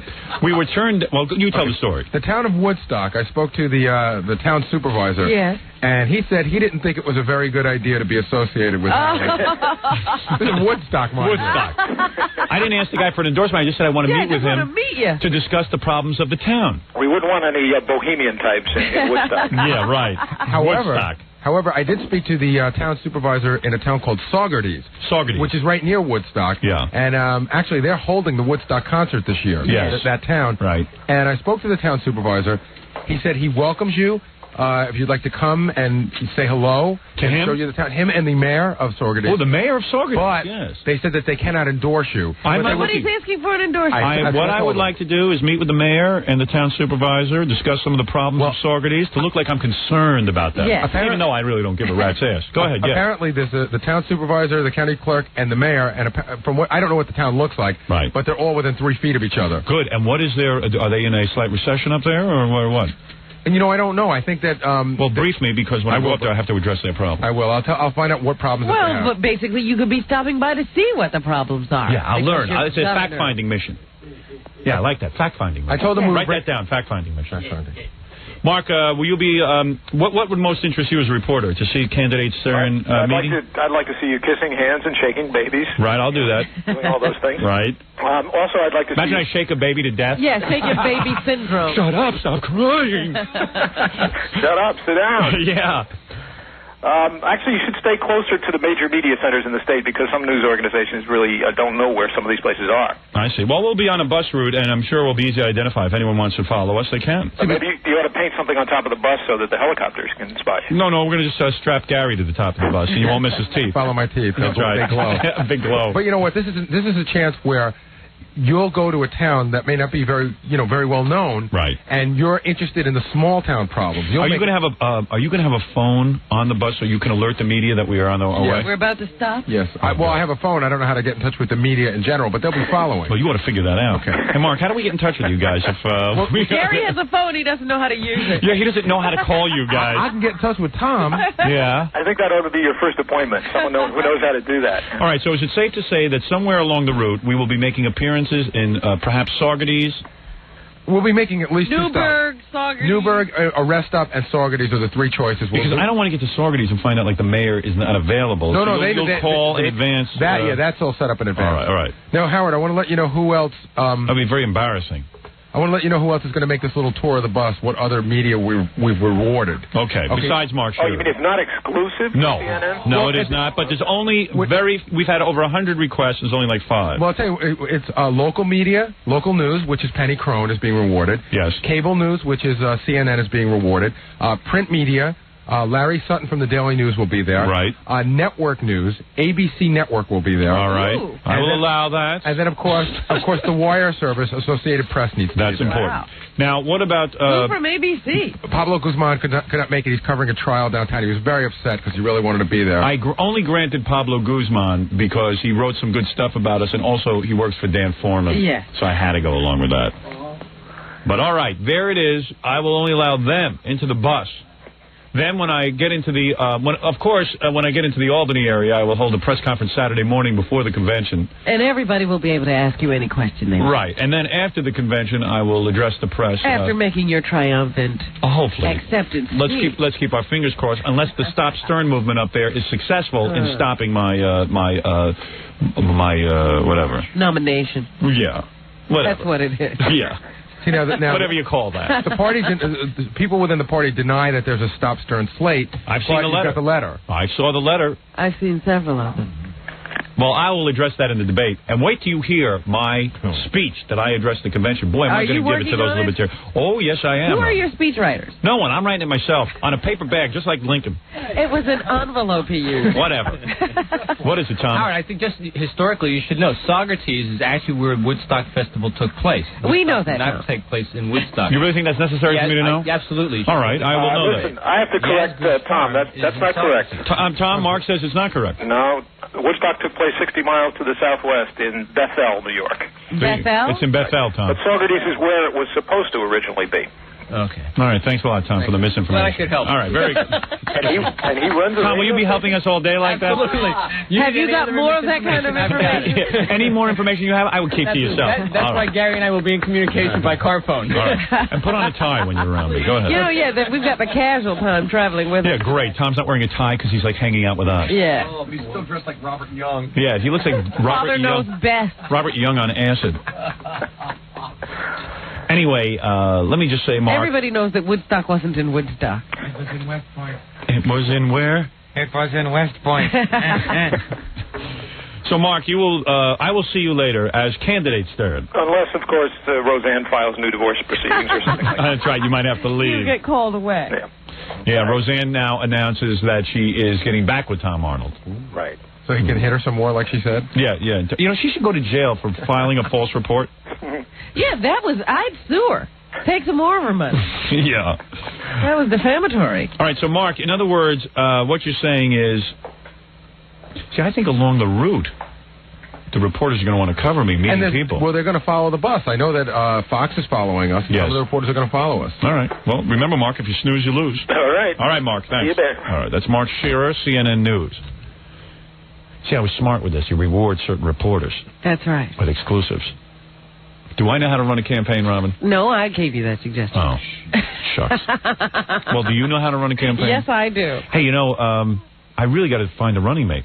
I know. I have not been able to get a hold of Jim Dillon. Oh, you know what? If he hasn't talked to us by the end of the show, I guess it's Dworin. Right. You want to know something? I ought to come back and announce. I ought to get Dworin back on the phone. You'll try and get Dillon. Well, hold on a second. And, you know, we still are interviewing a potential candidate at 9:45. Oh, we are? We're talking to the Brooklyn District Attorney. Oh, I didn't know that. Yeah. What is he? A Democrat? Charles Hines, right? Yeah. Is he going to be able to accept he's a Democrat? Well, you never know. He's in office. You know, you never know. It doesn't look good, but, I mean, he is willing to talk. He knows he's on the short list and wants to talk to you about it. Okay, good. Because really, it's Dworkin and Dillon. He could surprise you. All right. Well, anyway, let me take a break. I think I got to get ready for the press conference. Now that there's a competition, maybe he'll just get caught up in the frenzy. Yeah. Now that it's become a desirable job. That's right. It's time to talk to the Cleveland press now. Oh, okay. Let me go prepare for that, Robin. All right. Okay, I'm all prepared. For those of you who don't know, we've become #1 in Cleveland, and the press wishes to speak with me. So I will conduct, now I will conduct a press conference in Cleveland, Robin. You'll have to switch gears. Right. You're no longer the gubernatorial candidate. Yes. You're the #1 radio personality in Cleveland. Right. So I will address the Cleveland press after this. You're back with the Howard Stern Show. I got to tell you that had a frightening experience. I just ran into Fred the Elephant Boy out in the hall, who's ready to board the bus, the campaign bus. He was saying something, I don't know what. You don't know what he was saying? Which is good, because he's the guy who's going to actually, when we get to Albany, he's going to be the guy to nominate me when we get to Albany. He's going to enter my name at the convention. I wonder if that's official, if you can't understand. Hey, where is he? Get him in here real quick. I just want to ask him if he knows what he's going to say. And he's so funny. I see him. He's got his overnight bag. He's all set for Albany. And he's wearing that little douche sack. I call it a douche sack. That fanny pouch he puts on his stomach. It's a fanny pouch. He has like a little pocketbook that he wears around his waist that I've seen female joggers wear. You got enough trouble with the voice and everything. Why the douche sack? I don't get pickpocket. I don't get pickpocket. Software. You know what people call that? They call that a fag bag. A fag bag. That's a fag bag. Remember? No. Yeah, remember a fag tag? Remember what you think I was wearing this bag? Not white. Yeah, yours is kind of weird. It's black. I need one. It's a fairy bag. A fairy bag. You're wearing a fairy bag. I get some spray print and painted black. What? I take some paint and painted black. What are you saying? He'll get some paint and painted black. No, but I don't. You know what? I don't know, man. Those, like, I can see if you're exercising or something, but you got pants and a shirt and stuff. Why don't you get a wallet? I got pickpocket a couple of times. You want to know what I do? What? Hey, Gary, bring in my wallet. I don't even carry a wallet. I carry a little thin card holder. Yeah. First of all, Howard, you're never walking anywhere. No. Listen to me. This is how you avoid pickpockets. I'm trying to help him out, please. I'm going to tell him how not to be such a douche. Because you look ridiculous with that douche sack. Look at the rest of him. You going to fix that? Hey, come on. The guy's going to nominate me. Hey, never mind that, Elephant Boy. I'll teach you that on the bus. Yeah. What, have you given any thought to what you're going to say when you nominate me? Just top of the head, I will say, Mr. Chinman, members of the Libertarian Party. Mr. Chinman? No, Chairman. Oh, Mr. Chairman. The Libertarian Party. Yeah. The Libertarian Party. Right, Mr. Chinman and Libertarian Party. Close enough.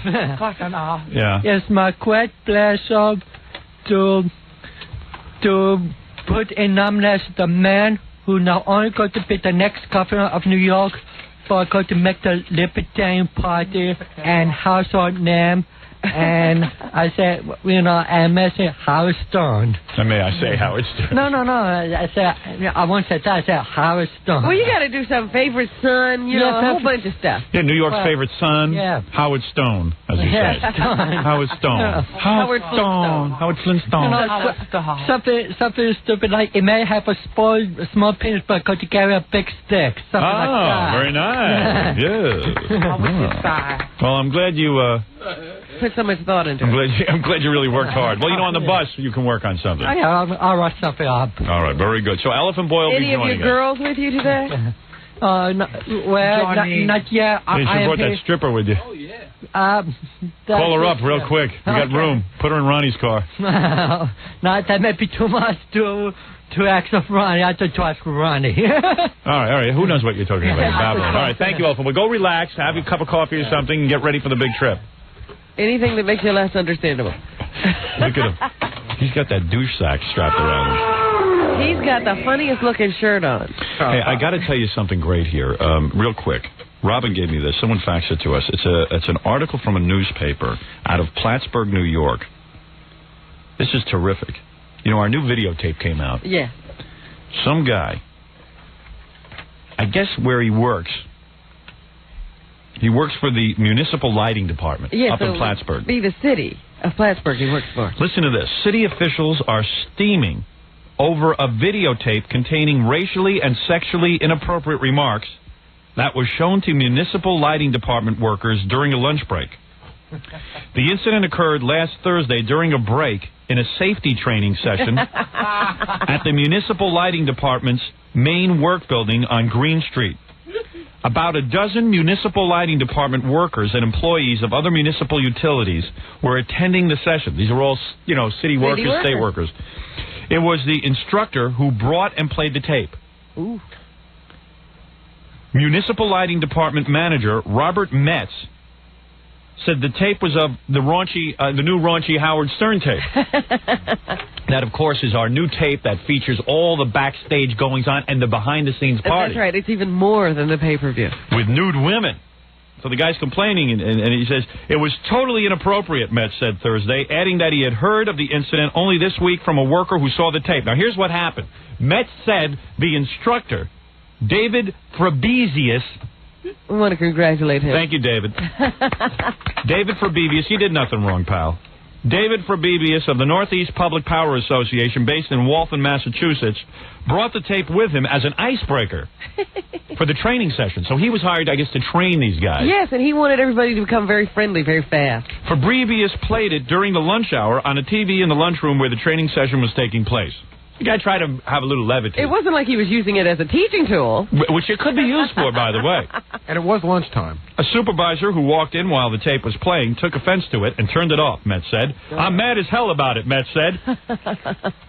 Never when I thought, this new tape is so exciting. I'm so proud of it. The faxes have come in, the phone calls. It's a unanimous decision. Well, already you have been banned in Newark, and, they've changed the law for Symphony Hall as a result of this tape. Well, this is really changing history, this tape. And we ask that you be a part of it by ordering it at 1-800-52-STERN. Remember, it's $39.95, $4.50 shipping and handling. Do yourself a favor, get this, because all of our items become... limited, we take them off the market. That's right. And by the way, also we throw in that poster, the Leroy Neiman poster, which I think after a certain amount run out, and I want to tell you that we're almost out. Well, let me ask you something. What happened to Frabezius with us, or whatever? Okay, Frabezius. Imagine your name is Frabezius. Neither Frabezius nor his supervisor Pat Hyland could be reached for comment Thursday. Metz said he apologized for the incident to the municipal workers. He apologized personally to Mike Robinson, who was black and was attending the session. Robinson said the video bothered not only him but many other employees because of the nudity. He said some of the racist language is the sort he hears on the street and which his son sometimes must endure. Yeah, I think we were poking fun at racists. Yeah, we were doing the Ted and Whoopi sketch. Yeah. It made me feel a little uneasy, but the main thing was that it was inappropriate for the time and place, Robinson said. He said Frabezius mentioned that some of the content might be offensive, but played it anyway. He added that Frabezius doesn't play it to be malicious, but he just used poor judgment. Well, you know, in the land of the politically correct, you can't even laugh and have a good time and watch a videotape. So there it is. Not even during lunch. See, I wonder, you think it was the Ted and Whoopi sketch. I thought it was Daniel Carver that might have upset that guy. Oh, what about the backstage stuff? Well, see, I think that a lot of the racial stuff, don't they cite the Ted and Whoopi? Yes, they do. Yeah. Well, anyway, if you want to get in on the magic, 1-800-52-STERN. Well, anyway, what did I... We're going to wait a little bit on the Cleveland press conference. All right, we're running behind. Let me do the giveaway then. We're going to guess who's a Jew. All right, listen. You know what? I very rarely get a prize to give away. Somehow I ended up with a prize. What is it? Well, I'll tell you when I get back. It's a good prize. We haven't played Guess Who's the Jew in a long time. So we'll do a quick version of Guess Who's the Jew, then I got to get over to Cleveland and do the press conference. Okay. So we'll be back right after this. All right. Don't forget. We're back Thank you. with the Howard Stern Show. Don't forget to order Jackie's new comedy CD, 78 Wild Minutes. Also on cassette, $10 plus free shipping and handling. Call 1-800-323-5464 for the funny Jackie Martling Saturday night, April 30th, in the Starlight Room at the top of the Riviera Hotel in the Strip on Las Vegas. Jackie's first Vegas appearance. I'm very excited for him. Everyone is. Everyone is so happy for him. For information, call... I'm hoping it'll make him a happy person. Yeah, maybe this will finally make him happy. So he won't be jealous. Right, won't be jealous of everybody else's success. Is it all right that it says the Howard Stern Show on the marquee? I don't know. He might be upset about that. 516. I thought she was asking you. 516-9221. No, she was checking with you. I don't care. I wouldn't dare tell you not to do that. Robin, Yes. There's a lot going on. For those of you just tuning in, I'm in the middle of deciding on who my running mate's going to be. We're leaving for Albany today. And this is momentous. Yes. You're taking it very lightly, I think. Not at all. Not at all. But your life could change today. Yes. Forever. That's right. We might be going to see a strip club. Got a whole itinerary planned. I'll let you in on all of that and tell you what you'll be listening to Monday and Tuesday on the show. But right now, believe it or not, it's time to introduce a friend of the program, Kurt Waldheim Jr. There he is. Guten Tag. And I know you have to go to Cleveland soon, the home of the Jew hater, so he must get along with this little game quickly. What Jew hater? The Jew haters in Cleveland. Oh, all of them? All of them. I thought you had somebody Cleveland in mind. is an old Indian word for Jew hater. Is that right? Well, Kurt Waldheim Jr., you are a Nazi sympathizer, is that correct? Some people might say that. I just think I'm a little extreme. I'm an extreme conservative. And yet you denied during World War II that you did anything. It's a lie. It's a lie. By the way, I would like to say happy birthday to Adolf. Happy birthday to Adolf. That was Let's rip out Jews' eyeballs and use them to play golf. Well, you are an awful, awful man. And, he's mein Führer. He's everybody's Führer. Unfortunately, you're the only one who understands who's Jewish and who isn't. You have been able. You know a Jew, even if they disguise their name. I can smell a Jew at 50 paces. All right, so even if he showers, even if he covers himself with obsession. All right, listen to me. By the way, how is my student Jeffrey Dahmer? All right, how is the movie Brain Scan? Well, I'll tell you something. It's an excellent movie. Why are you discussing that with Kurt? I don't know. I really wasn't. I wasn't really asking him. You think you're the only one with a video disc player? Anyway, Brain Scan is a new movie out, and in light of the fact that the movie is a high-tech psychological thriller, right? It is the story of a young boy with his interactive, what do you call that? Virtual reality machine. Yeah. It really is a good movie. Got good reviews in the paper, too. And it's full of cool special effects. It's scary and fun. But anyway, in light of the fact that they are opening the movie, we have a Sony bookshelf stereo system. Retail value $900. I don't know what a Sony bookshelf... Oh, yes, I do. It's a 5 CD disc changer. Ooh, dual auto reverse. Good one. That's right. Dual auto reverse cassette deck. 3-way speakers, 7-band electronic equalizer, digital tuner with presets, and remote control. I don't even have that. No one has that. And you are the princess of the show, and you should have one. That's right. Why didn't they give that to me? Also, I'll throw in a free Joke Man CD with that, so you'll have something to play on. Yes, put that in one of the slots. So anyway, there it is, a package worth $900. Very rarely do I get a package worth anything close to $900. $900.50, including Jackie's CD. That's right. That's actual retail value. So, I dare you to get 50 cents for that CD. Yeah. So anyway, generous. Someone told me, Well, Neil told me he was in his store. He works in a electronics store. Yes. And a homeless guy came in. This is, I swear to God, a true story. And the guy says, "I'll sell you 2 cassettes and a CD for $2." And what was the? It was Jackie's CD and cassettes. He had them. You're kidding. No, he was selling them. Don't want it. Well, the guy had no place to play it. Yeah, right. You're not being fair. So, you see, it isn't worth 50 cents. It's worth $2. All right. 3 for 2. Okay. Anyway, so $950. $900.50. $910. Excuse me? $910. Of course. $3 shipping in. Yeah.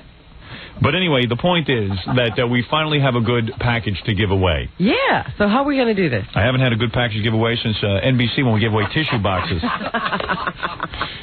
So I'm going to... By the way, I'd like to throw something into the package, too, if it's not terrible. Why do I think it is terrible? Ella Fitzgerald's legs. Oh!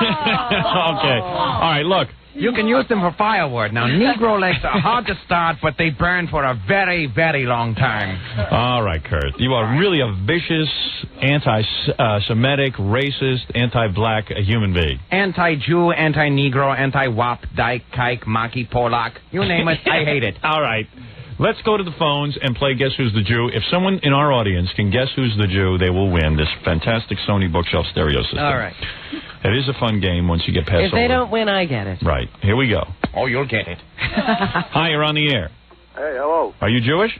No, but I know all about Jews. Oh, you do? Do you work with Jews? I'm a Jew expert. Is that right? Now, how did you come to be a Jew expert? I work around a lot of them. Oh, do you now? What kind of work are you into? I do comedy. Oh, you're a comedian? I'm the guy that was on Andrew Dice Clay's pay-per-view. Oh, is that right? Bobby the Beef Puppet. Oh, is that you? Yeah. So you know all about Jews? Wasn't I great? You're not Bobby the Beef Puppet. Yes, I am. No, you're not. Yes, I am. I'll prove it to you. Okay. I don't know how to do that. All right, Bobby. So what do? When you play these comedy clubs, you meet Jews? Yeah. And you don't like the Jews? They're all right. Lots of Jewish comedians, lots of Jewish owners All of comedy comedians are clubs. Jewish. I see. But you try to sound like Dice, right? No, that's how I sound. You sound like that's this? That's why he likes me. Right, because you sound like him. Yeah. Well, Dice is a Jew. Of course he is. So you knew that? Yeah. Are you a Jew? No, I'm Italian. He's Bobby the Beef Puppet. That's not a Jewish name. All right, Bobby, let's play the game. Okay. Yeah, I saw you on the special.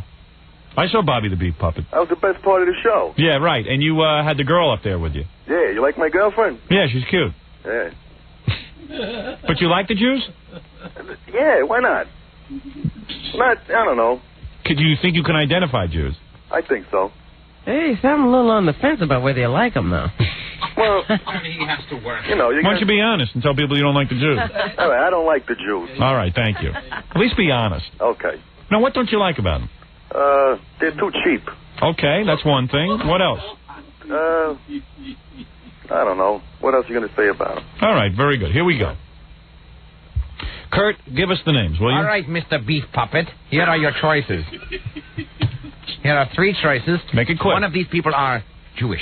Okay. He's Jewish. This is the big edition Number of one, Guess Who's the Jew because it's Hitler's birthday. Go ahead, yes. Winona Ryder, star of Winona Ryder, star of The Age of Innocence and Beetlejuice. All right.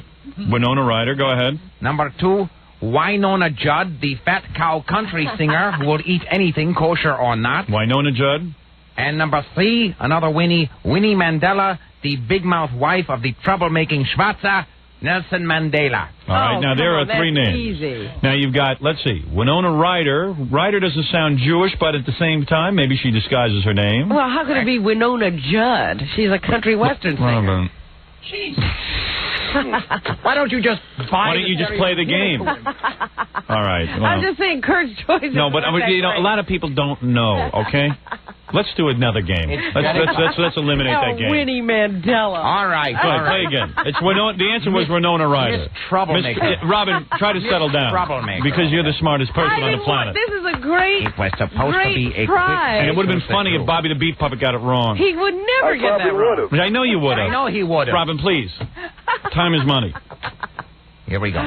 With no Freshen up for the trip to Albany. Yeah, go ahead. Boy, I think our braids are too tight. Here's the second category. Right. Winona Ryder changed her name. She's Jewish. I read it in Horowitz, magazine. by the way. Horowitz is her name. All right, go ahead. Yes. Your second choice is directors. Go ahead. Here are 3 choices. They're all foreign-born. Spike Lee. Come on, Mo. Yeah, go ahead. Ridley Scott. What is it?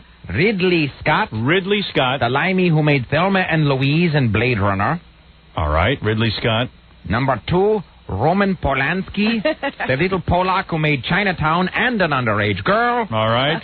And number 3, Ingmar Bergman, Swede who made films that no one can watch. All right, now here's another tough category. There's a tough one. That's very tough. Ridley Scott, who I don't even know who that is. Thelma and Louise. All right, and Scott doesn't sound Jewish to me, but it could have been shortened up. You got Roman Polanski, which is, like a Polish-sounding name, but, those Polish names is like Polish Jews. And then you got that last name there. Ingmar Bergman. Bergman sounds suspiciously Jewish, but how many Swedes are Jews? So go ahead, Bobby Beef Puppet. I think I'd take number 3. Bergman. Yeah, because it sounds suspicious to me. See, I might have gone with Polanski. Polanski, I would. What do you got there? Polanski's parents, I think, bought it in the Holocaust. Right. So it is Polanski. There goes Roman Polanski, Woody Allen's idol. That's it. Roman Polanski was the Jew. All right, well, you lost. Bobby, you lost, but you know what? I need a CD player. You got it anyway. How's that? Yeah, because I kind of stole it from you. Yeah, she ruined it for you. So I'm going to give it to you on a technicality. And you get the Sony Bookshelf stereo system, retail value $900 with the 5-CD disc changer and all the other good stuff. Oh, that's unbelievable. Dual cassette, 3-way speakers, 7-band electronic equalizer, digital tuner with presets, remote control, and also go see the new movie Brain Scan. And by the way, and maybe this will teach us to love one another a little bit more. See, the Jews have won you a prize. Oh, that's beautiful. All right, there you go, Bobby. As well as the nips. All right, thank you. I got one thing to say. Go ahead. Very good, thank you. And hold on for your prize.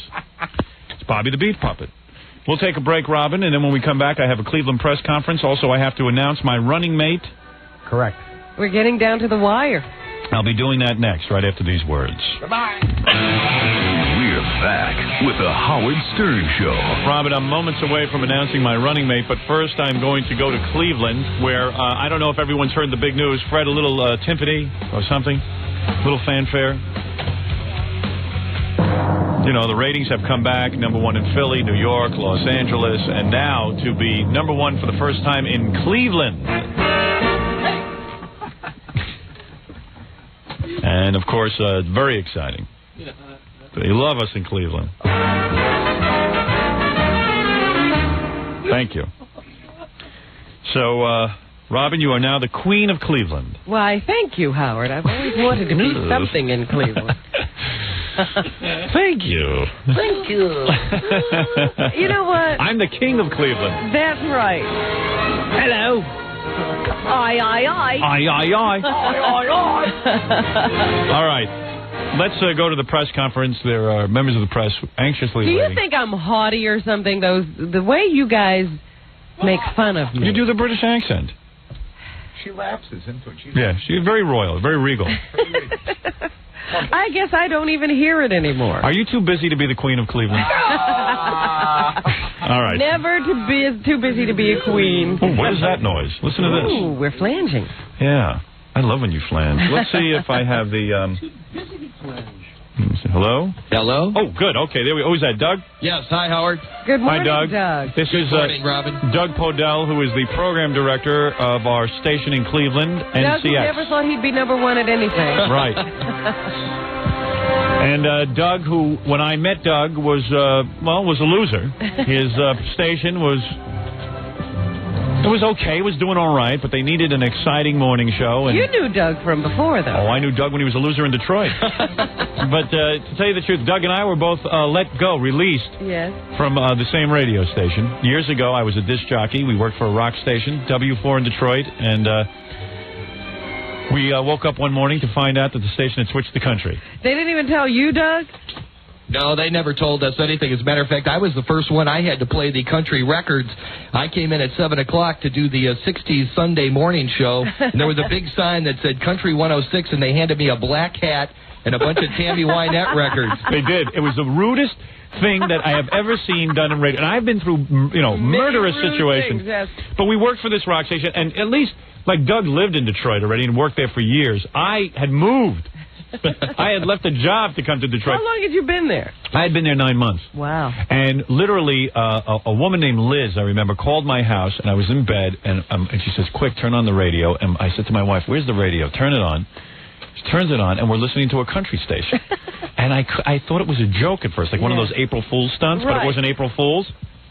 And I happened to tune in Doug. Oh. And there was Hop-Along Doug Podell. No, they called me the country doctor, as a matter of fact. Right, country doctor. Because they even had names for everybody. Well, he was the doc of rock, and then he came in and they said, you will now refer to yourself as the country doctor, and I was Hop-Along Howie. Yeah. And I said, no, I'm not. I'm a Dong Autry. And they said, no, you're not. You're Hop-Along Howie. So, anyway, I quit. I actually quit. You quit first. Yeah, I was the first one to quit. Well, I actually had a job all lined up. I was wrangling to get out of there anyway. Detroit was a nightmare. Bad deal. And Doug's dream was actually to go to Cleveland, which I couldn't believe. Because from it was Detroit. He used to go on vacation from Detroit to Cleveland because he wanted to go listen to the radio and learn. Hey, well, it used to be good here, but, until we really took over, Howard, it's been pretty lame here for a long time. Well, now it's happening. Cleveland is a mega center now. But we're still the underdogs, I have to tell you that. Despite, you being number one, right. and every, I am beginning now, Howard, to know how you feel with the press. Because not one report last night on television or in the newspaper this morning was even close to accurate.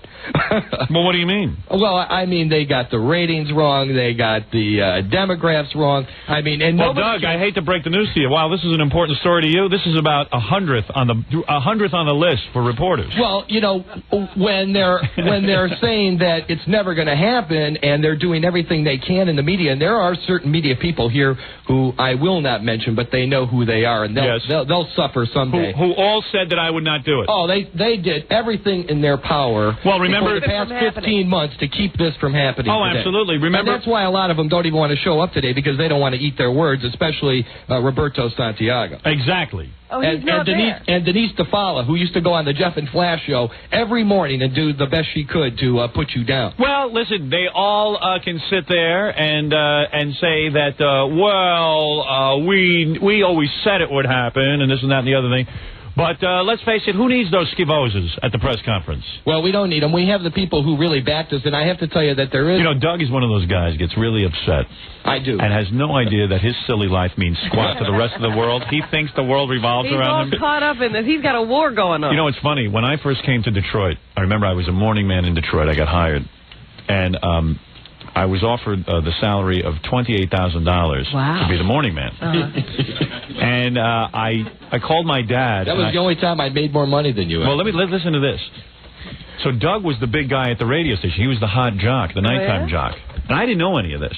But I said to my dad, I said, 28, wouldn't it be great if I could get $30,000? It would be wild. So my father says, well, call up and tell him you want $30,000. You're still negotiating with him. Go for it. I said, okay. I called up the general manager, Wally Clark. I said, I want $30,000. The guy says, you got it, Howard. Come to Detroit. Oh. Well, little did I know, the doc of rock, Doug Podell, was making $28,000. And he got all the jocks together and started screaming bloody murder that I was getting $30,000 and he was getting $28,000, and he deserved it because he had been there longer. And he turned all the jocks against me. But I forgive and forget the same way we have to forgive and forget about certain reporters. Hey, who took you to all the Devo concerts and romantic shows and to the drag race? The leather weather lady, not you. All right, now. All right. Anyway, that's past history, Doug. That's right, and we have a number of press here, but I do want to say that there were some people last night, and there have been some media here who have backed you, and they're here today, and we're proud to have you number one in Cleveland, Howard, and that's the most important story of the day. Doug, isn't it my turn to talk yet? Yes, it is. No offense, you're droning on. I would like to address the press. All right, address the press. All right, first of all, people of Earth. How are you? How are you? And, of course, Cleveland. Well, here we are. Here we are. I told you it would come true. They said it couldn't be done. And it has. And quite frankly... What's happening there? I don't know. Doug is wrestling with an alligator in the background. Doug, put it back in your pants, will you? Okay. Well, press, I guess Cyclops Lanigan is on a ledge putting an ice pick in his good eye. What's his Playboy wife doing? Yeah, I think she's coming over to my house tonight. Our competition there, if you want to call it that, have been trying to get attention for themselves, and they've dreaded the fact that I came into Cleveland. They've tried to badmouth me. They said the people of Cleveland wouldn't listen to me, and yet the Cyclops is finished. Jeff and Flash are finished. When I came into town, Jeff and Flash were the big names. One-Eye Cyclops Lanigan. Yeah, these were the people who started crowing before we'd even been there for one full book. Yeah, that they had beaten you. And I told you it wasn't over until the fat lady sang. When did she sing? Last night? Last night. You know, I spoke to you over the din of Jeff and Flash saying they would win, and I spoke to you the last time over the din of that nitwit Cyclops Lanigan sitting there telling us how funny he was. But now I speak to you over the din of Jeff and Flash packing their bags to go to their new jobs at a Kansas City McDonald's. And we sit here, Robin, on the top of the dung heap that is called radio in your fair city. While Lanigan is still trying to read the ratings. Cleveland, the boating capital of the American League. Wait, I got my hand on the button. All right, thank you. Come on. I'm not going through that again. Let me tell you something. I vow to stay number one in your town as I ascend to the heights of show business, to movie stardom, TV stardom, all forms of stardom. All forms of media fall prey to the genius that is Howard Stern. Yes, I am a genius. You've declared yourself. I've declared myself a genius since none of you will. And we will come to your city, your fair city, the armpit of the Midwest. I've never been to Cleveland. Oh, we're going to be there. And we will throw a funeral for our competition and escape from my family for the weekend. I actually have relatives there. I know. We will be visiting the Quivers roots. Oh, jeez. Do we have to? And so I must say I am very proud and honored to be number one and be accepted by Cleveland. And my friends from the press, usually those are mutually exclusive terms for Howard Stern, friends and press. But please step forward and praise me. And please try to work in a question about 1-800-52-STERN. Thank you. All right, go ahead, David. Howard, good morning. Good morning, David. How did you know it was me? Because I heard him say David. Oh. Who is David? David, where are you from? David Sode from the Sun Papers. Ah, the Sun Papers. Is that the Cleveland Sun? Well, it's the Sun Press, the Sun Herald. They have, I think there's a... Would that be the same paper that wrote that horrible, scathing editorial about me? I don't believe so. No, we've always been supportive of you. Oh, well, then by all means. We were calling you the King of Cleveland long before today. Now, let me ask you something. Are you the son of the owner of the Sun Press? Is that how you got the job? No, but, you know... Yes, okay, go ahead. Before we get into the specifics of what might actually happen on your trip to Cleveland and the funeral for your former competitors, there's a rumor that's been going around, and I wondered if we could address I am not a homosexual. That started... when did that start, Robin? A few days ago when that naked guy was in here. There was a naked guy in here. I objected to it. Robin was the one who wanted it. Go ahead. Well, the rumor is, and I don't know where this could have come from, but that everything you know about radio, which is a considerable amount... Thank you. You learned from Doug Podell when the two of you were working together in Detroit. Is that true? You know, it's funny. I've heard Doug say that, but... No, as a matter of fact, I can say this. You know, you learn as you go along in radio, to answer you quite seriously, you find that you pick up things here and there. And, you know, I can honestly say, from Doug, I never picked up anything. It's ironic, isn't it? You learned Doug's name. Yeah, that was about it. No diseases or anything? Nothing like it. Okay. I wondered if you could just bring us up to speed about what actually goes on in a funeral. I seem to remember from watching the Butt Bongo Fiesta video, that's right. 1-800-52-STERN. Thank you. That what the Philadelphia funeral was like. But can you refresh our memory? What actually do you think you'll do? Each funeral will be unique, as you know. The Los Angeles funeral was different than the Philadelphia funeral. But a funeral, in general terms, is where I come to a town. You know, I've never set foot in Cleveland. And I've driven by there on several times. Have you? Well, when I was fired from Detroit, I had to drive past Cleveland. But I must tell you that this will give us a chance to meet and greet some of our listeners. We'll hold an open-air show.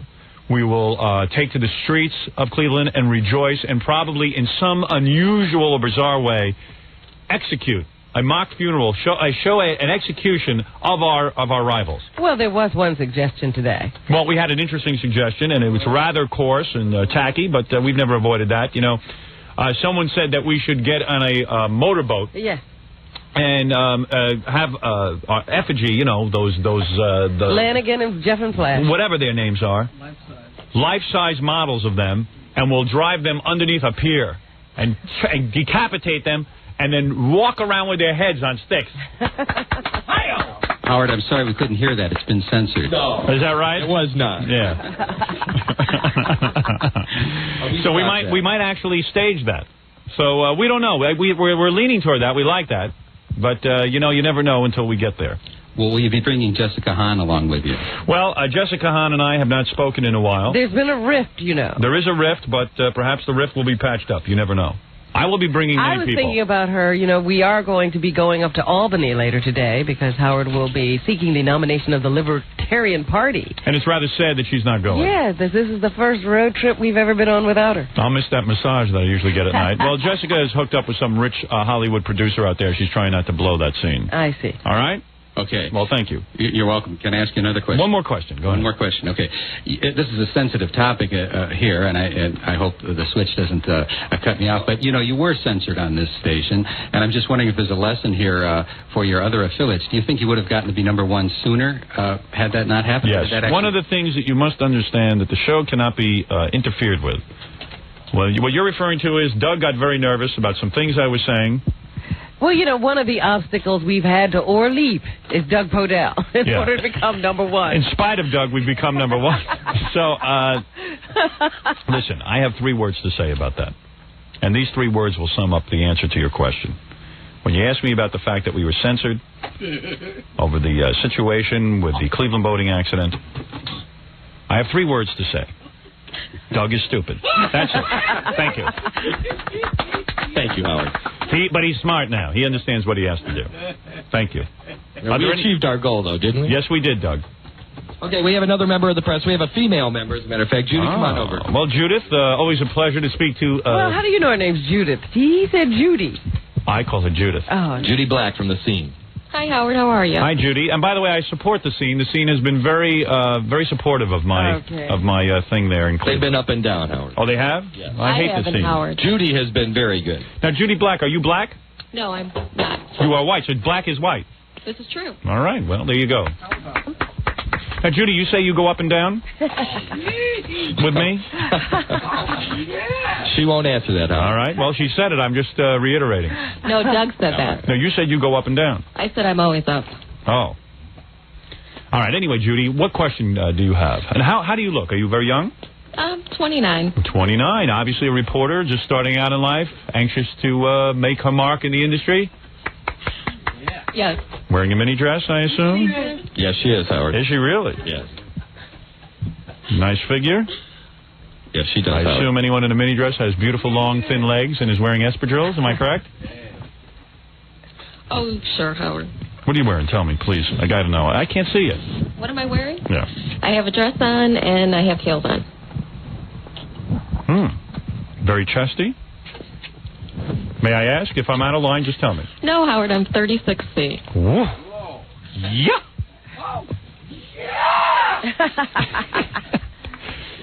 Can I ask May I ask if you're braless? If I'm going too far, you tell me. No, I have a bra on. You do? Yes. So you admit that? Yes. And thong panties? No. No panties. No panties at all. Wow. That's outrageous. Howard, you're already under a tremendous amount of stress. And now you might be the next governor of New York. Stress? I am under stress. Judy is right. She knows me better than anyone. Oh, boy. Yes, I might be the next governor of New York. There's a very good chance. Are you taking any special concessions for your health? As a matter of fact, that's a good question. I am. I've had a number for a psychiatrist.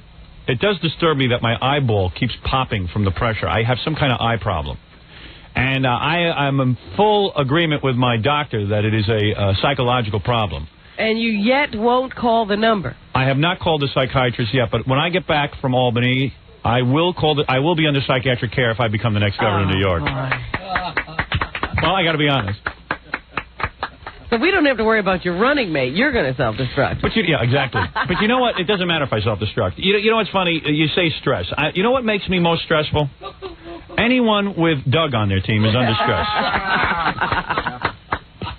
You know, Judy, I'm very stressed out, and when I come to Cleveland, I hope to meet you, and maybe you can relieve some of my stress as you go up and down. Judy's questions are over, Howard. Really? What happened to Judy? I think she's just slightly embarrassed. I don't blame her. Judy, if I've embarrassed you, I apologize. I just found you very attractive. Thank you. Okay, well, we have another member of the press here. Man or woman? I'm a man, Howard. Can we have Judy back?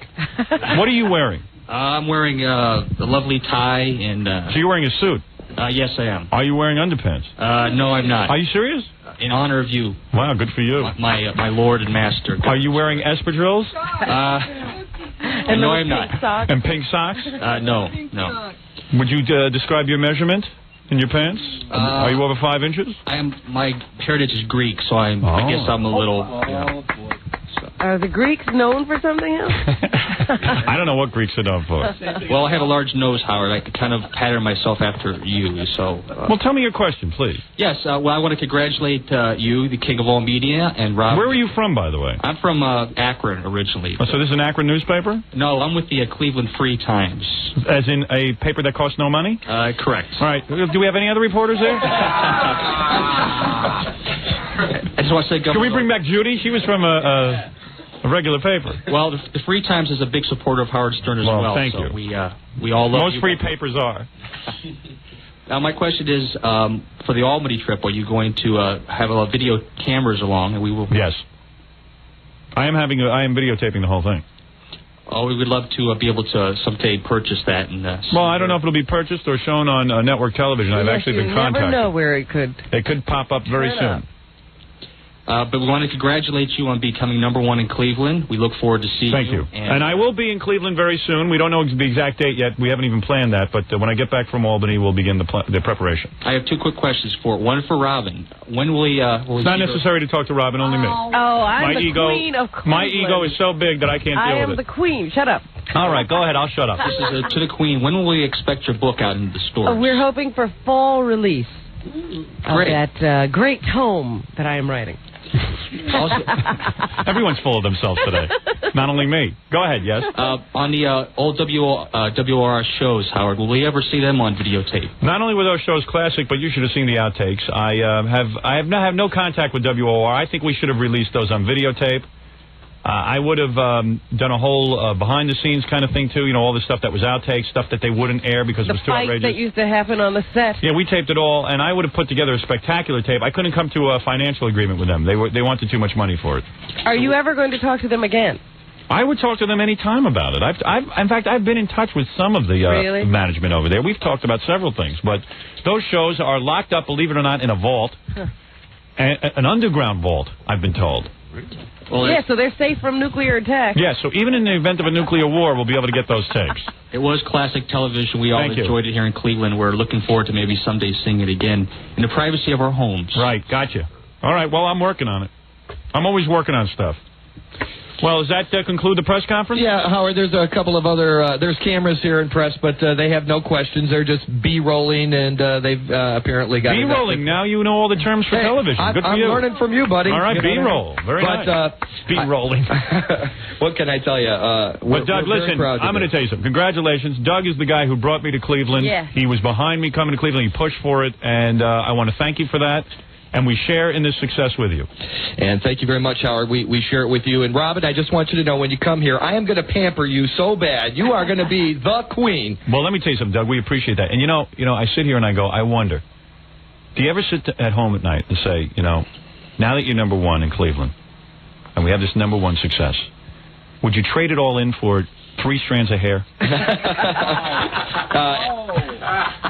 That's a tough one. Think about it for a moment. Yeah, I will think about it. If we had to trade in the #1, if you could have a full head of hair again, would you trade it all in? Yes, I would. Sure you would. Okay. Thank you, Doug. All right, thank you, Howard. All right, and listen, I want you to get a new celebratory wig. Thank you. All right, thank you, Howard. That's it. That's Doug Podell, the very bald Doug Podell. Unfortunately, I knew him when he had hair. Guy had really? a beautiful so you've hair. Seen that whole transition? Oh, guy had beautiful head of hair. God bless him, Doug Podell. Poor bastard lost every strand at a young age.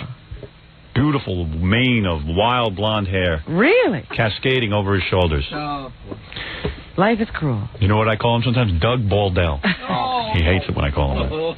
But I was shocked when I saw him recently and every hair had fallen out. Oh. My father has more hair. But listen, Doug is always one of those guys, forget it. I'm not going to wear a toupee. I'm just going to... He just shows it. Let it go. All right. Looks like Lex Luthor. All right. Daddy Warbucks. Daddy Warbucks. The great Doug Podell, though. Very, very talented program director. And he really fought to get us at the Cleveland station. You know, you just then I'm glad it's worked out so well for him. Me too. Me too. And very handsome man, despite the fact he doesn't have his hair. Yes, he looks good, bald. His head is attractive. The top of it, I mean. All right, very good, Robin. Congratulations to everybody on the show, except Jackie. And Jesus. Even you, Jackie. Thank you, Bo. And I got to take a break. And, you shouldn't throw things after he's congratulated you. Well, I threw it before. I got to tell you, we're going to take a break, Robin. Then I will announce my running mate. This is it. We're going to finally decide who will be running for governor. With me. With Howard Stern. My lieutenant governor. I want to do that, and then we got to do the news. You know, I have to tell you that people have been calling in as a result of an earlier phone call we had, saying that they weren't going to take you seriously until they heard. My running mate. That your running mate said. Really? A possible running mate said, yes. So already there are some leanings out there. All right, let me take a break, and I'll tell you my decision. I'm going to get the two guys on the phone. I want to talk to them and congratulate them on both being candidates. All right. I've got to make the decision because we're actually less than 3 hours away from leaving for Albany. Okay. We'll be back right after this. We're back with the Howard Stern Show. All right, look, I like both these guys. I'm running for governor of New York. I needed a strong lieutenant governor, and I like both these guys. Both Jim Dillon. So it's going to be tough to make a decision, in other words. Yeah, any decision would be tough.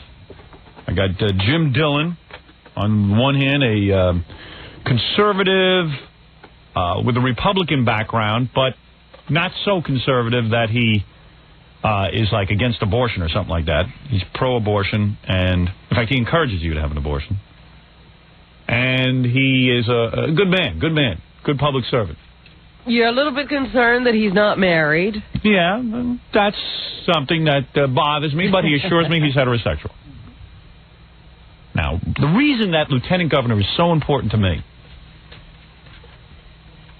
is because you've seen throughout history that a vice president, when a president runs, a vice president can ruin him. That's why you must have total disclosure. Like Geraldine Ferraro should have stepped up like a man and said, listen. Don't pick me. Don't pick me. I'm going to bring you right down, Walter. Walter Mondale. And what about that guy, Eagleburger? Or Eagleton. Whatever. He ruined the candidacy of who? George McGovern. Why? Because he had electroshock therapy. Never came forward and said it. People don't like to have a vice president with electroshock therapy in their background. So my other candidate, of course, is Stan Dworin. And I like Stan a lot because Stan has served in government. Done a fine job, fine record, impeccable. Said a lot of good things about legalized gambling in New York, pro-death penalty, both guys pro-death penalty, married man, children, but Jewish, which some people don't like. Let's face it. Some people don't like unmarried people. Some people don't like Jewish people. It is a problem, being honest. Yeah, I have a question about a man in his 40s who's never been married. That's true, too. It's always a question. So let's go to both candidates. And first of all, gentlemen, are you there? Yes, I am. That's Jim? Jim? Yes. Hi. And Stan, are you there? Yes, I am, Howard. Hi, Stan. Do you guys know each other? Never met. Hi, Stan. How are you, Jim? Fine, thank you. Now, let me say something. That first of all, I like both you guys. Mm-hmm. Both of you are hardworking public servants. You're a lot more noble than I am because you guys have given your time.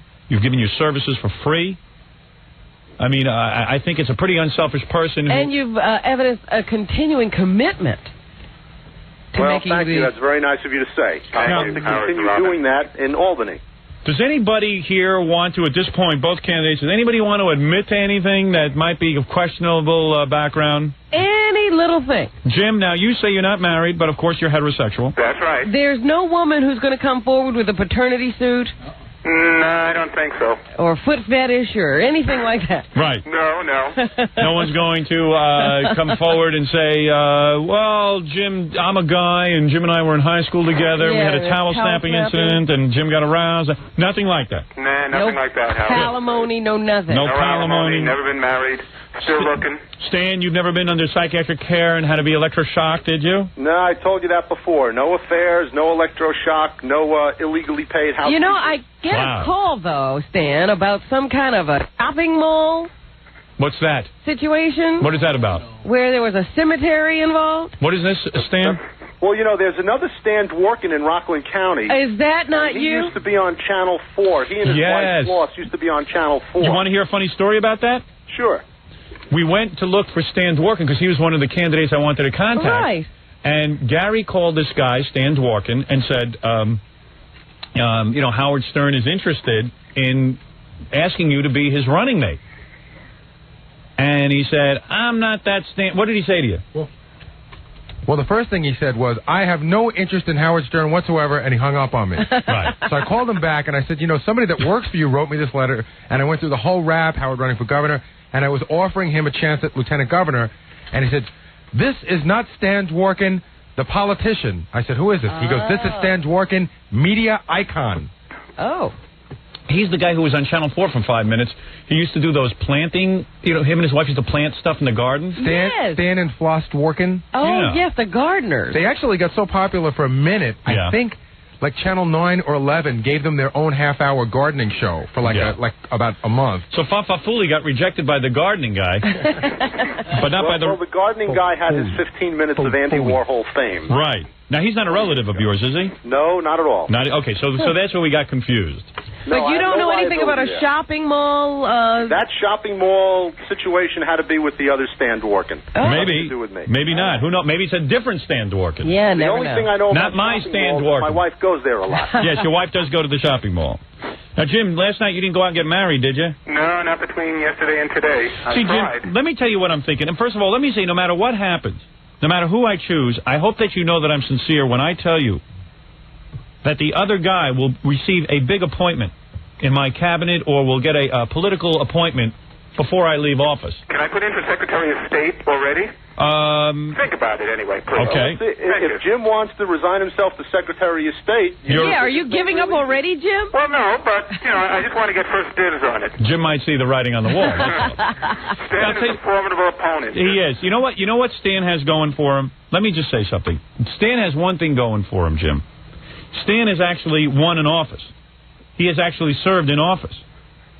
Well, it's hard to beat a record like that. Yeah, I mean, it's hard to argue with that. No, but I mean, he's actually proven himself in some area. And, Jim, you've proven yourself in a lot of different ways in giving of yourself. But you've just been in a tough situation. Yeah. And I've gotten a lot of calls from people who said, you know, I never took your candidacy seriously, but if you're going to step down and allow Stan Dworin to be the governor, we're going to vote We're going to vote for you. And I think I would pick up a lot of votes. Well, but am I still on Robin's short list? That's pretty important, too. Yes. Now, I believe a date could be arranged for that. And you're not out of the running there. Now, let me say something. That, yes, Jim, you will be appointed in my government. Thank you. I think Robin, I think I'm thinking clearly on this, and I hope Jim doesn't find this as a rejection, because it really isn't, because he's still going to be part of our government. That's right. We still think he's a good man. And being in the top two? And yes. Out of 20 million people? Right. And let's face it, if it wasn't for Stan, you definitely would be the man. Mm-hmm. Well, you can put me down as a firm supporter of both of you. And let me tell you something. I admire you, and I respect you, and I'm going to tell you that... excuse me? I said he's firm. Yes. And let me say something. I must say that if we get any kind of dirt on Stan, you're in. Okay. You know what I'm saying? So if Stan messes up... You're like the runner-up. Yeah. The first runner-up. Yeah, you're like, you know, if anything happens to Miss America, you step in. You understand? Believe me, that saved the weekend for me. And in a way, it pains me, because I was so excited when you accepted the first time. It pains me to lose you, Jim. And I hope you realize I am not losing you. It's only temporary. Once I become governor, you're in. You're in office. Maybe 4 years when you run again. You know, maybe Stan will say, look, I've had enough, Howard. Right. And maybe then it'll be my 4 years. So with that, at this point, I would like to offer Mr. Dworin the position of running mate, and I would like to say that he will be the next Lieutenant Governor of New York. Congratulations, Stanley. Howard, thank you very much. Robin, thank you very much. I would be honored to be your running mate. Mr. Dworin, thank you. And as a matter of fact, I will, tomorrow, you know, I'll be in Albany. I will accept the Libertarian nomination if they give it to me, and then I will enter your name as my Lieutenant Governor. Okay, and if you would like me to be in Albany tomorrow with you, that's your decision. Very good, Stan. Come up there. Could you come up? I could come up there tomorrow. Oh, that would be excellent. I can't come up there tonight because my son is coming in from college. Yeah, and you might not want to be there tonight. It might get a little out of hand in the hotel. And I don't know that he'd be at that. I don't know that I'd want him at that party. Yeah, right. Exactly. Yeah. It might not be appropriate for actually because you're going to be the governor. I'm going to step down. So the point is. We want to keep you clean as a whistle. You got to be squeaky clean. And by the way, your son will be coming in from Harvard. I think you should mention that. Well, no, actually, he'll be coming in from the Wharton School of Business at the University. Ooh, very nice. And maybe he'll be available to be governor. Yeah, maybe. He might throw us both out. Obviously, genetically, there's a lot of brains in the family, and we're all proud of that. Business. Ooh. Well, and please, Jim, don't feel bad. No, I don't. I think Stanley's a fine man. He's going to be a real asset to your campaign. Thank you. And I get to avoid Albany. Yeah, exactly. You don't have to live there. All right, thanks, guys. And Mr. Dworin, we'll give you the information on tomorrow, and we'd be honored if you show up at the convention so we can sit and talk a little bit. Great. Thank you very much, Howard. Thank you, Stan. All right. Jim, thank you. Thank you. Bye okay, guys, bye. Well, there it is. There's the big announcement, The running mate is? It's Stern and Dworin. All right, that's the ticket. Hey, he's good, this Dworin. Yeah. Did you hear? If you didn't hear the phone call earlier, boy, this guy's something. But that's the people were calling and saying, if he's on the ticket, we're voting for Howard. He's tremendous. Big, so successful. He's bringing in votes. I successful like that. public servant and businessman. Yeah. This is way too legitimate. This is way too legitimate. I could actually win this whole thing. Jackie's now thinking about what appointment he wants. Yeah, I know. I just want a highway named after me. The New York State Martling Highway. Oh, yeah. Gigs in Albany, that's fun. Yeah, boy. I want to be the official comedy writer for the State House. It's already that. State comedian. Yeah. State comedian. Like the state bird. Yeah. Nominate me, Joke Man Laureate. Yes. You conservatives like this guy, liberals like this guy. 44 years old, self-employed, leather goods manufacturer, married, 2 sons. See, I like all of that. There's no lawyer in there. Yeah, no lawyering. Sat there, he served endlessly on committee after committee after committee, helping Arthritis Foundation. He's done all This is a man who's had to make his living in New York. And he's showing up tomorrow to give you moral support. And this guy has done more. He has done all the charity work that I never do because I'm a skeeve. Oh, you secretly? Oh, secretly give. Yeah, I secretly give. I don't like. I don't like to be. I bought some seats to the Rainforest Foundation. You know what was funny? They were saying that there was something going on around here that they needed to know what kind of charity work we had all done in the last 3 or 4 years. Yeah, I know. I was like, if you don't remember any, I certainly don't. Just make it up. He's been a Rockland County legislator since 1985, Board of Governors, New York chapter of the Arthritis Foundation, Board of Directors. The guy, he slashes budgets. Now, why is he doing all that? You got to ask yourself. He's a public servant. And he isn't looking to get rich in office because he's got his own business. He's made money already. And if there was any downside, we probably would have heard about it already, right? Yeah, people would have called it. But the thing I like most is that he has been a businessman. He's actually put people to work. He has actually, how many people do you know that manufacture a product? Now, listen to what I'm asking you. How many people do you know that actually make something? And have kept it going in the climate. America has become a service business country. Now, think about it. We're in the service business. We do a radio show. It's service. We don't make a thing. Name a person in your family that actually makes something. My father used to make steel. But doesn't anymore. No. Name someone you know that actually makes something. Like, Jackie, take your friend Burf. He works at teleprompter. That's a service business. It's a service, right? You provide the service. Jokes, that's a service. Your wife, God knows what she does, but it's a service. She does it hesitatingly, but she does it. No, she's working very hard at her service.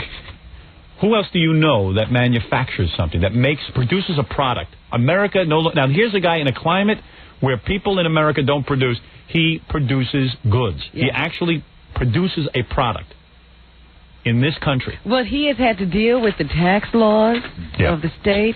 He's had to deal with health care for his workers. He has had to deal with all the things that impact on making a dollar in New York.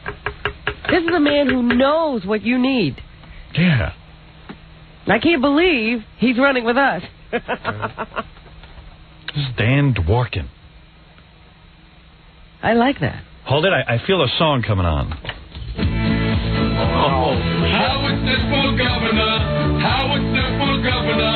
For governor of New York.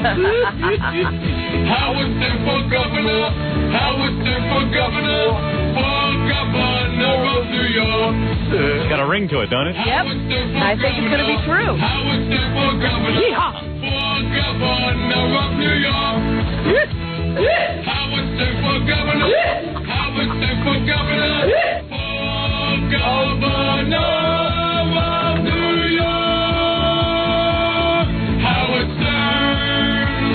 It'll be very simple to change that to Howard Stern is governor. Right. Can anyone rhyme something with Dworkin? Hey, anyway, the point is, wish he could change his name. Straight talking. Straight talking Dworkin. Anyway, the point is, hey, you know, David I think Peel. We better stick with Stan. Just yeah, Stan. Stan's the man. Hey, David Peel is going to be up there at the convention singing. As soon as I win nomination, I'm going to invite David Peel up to sing before I address the convention. He'll start singing, and you lead the audience in a bunny hop. All 200 libertarians, Rob. You're going to march around there in a line. You'll need bunny ears. Yeah. Yeah. Gary, immediately. Give me bunny ears. Bunny ears. Bunny ears. Place is going to be packed with retards. David Peel is going to sing. Guys, Maurice, did you go out in the hall? No, I've tried to stay away. Fred the Elephant Boy's out there. Captain Jenks is out there. Your circus atmosphere. King of Song Parodies, I heard, was here. I never met King of All Song Parodies, did I? No. He flew in out to L.A. just for this. Let me just see what he looks like. I heard that he didn't fly himself, that he was flown out here. Really? Yeah. By the Libertarian. By the way, no, by Captain I heard Jenks. Captain Jenks dyed his hair. He did, and Captain Jenks also. He's got a new look. He got a record deal from all those stupid phony phone calls he makes to Larry King and stuff. They gave him a record deal on, where, Atlantic? Atlantic Records. And he's releasing an album. I read press on it. Really? And he went out and dyed his hair. He's like in show business. But he was the one who flew King of All Song Parodies. Right. Really? Yeah, he's using that fortune now, to sort of fool around and be a high roller. The advance money. Hey, you know what? We have another celebrity endorsement for Stan Dworkin, somebody that knows him personally. Really? Freddie Roman, the comedian. Really? Said he knows Stan personally. Great guy. Really? Well, I'm hearing all good things about Dworkin. Thanks. You see, he was what I had in mind. A public servant who never had a shot at being governor. Would be great in the office, but just didn't have the right kind of machine backing him. I bet you Cuomo shaking in his pants. Well, I see now that Governor Cuomo is sort of sounding like you in the paper. Yeah. Says we should stay out of that caning situation. Who are we to tell them in Singapore how to... Uh-oh. Look what happened to Captain Jenks. He dyed his hair black. I know. What'd you dye your hair for? Elvis Jenks. What'd you do? You got this money from the record company. You finally have money, and you fly out this idiot to...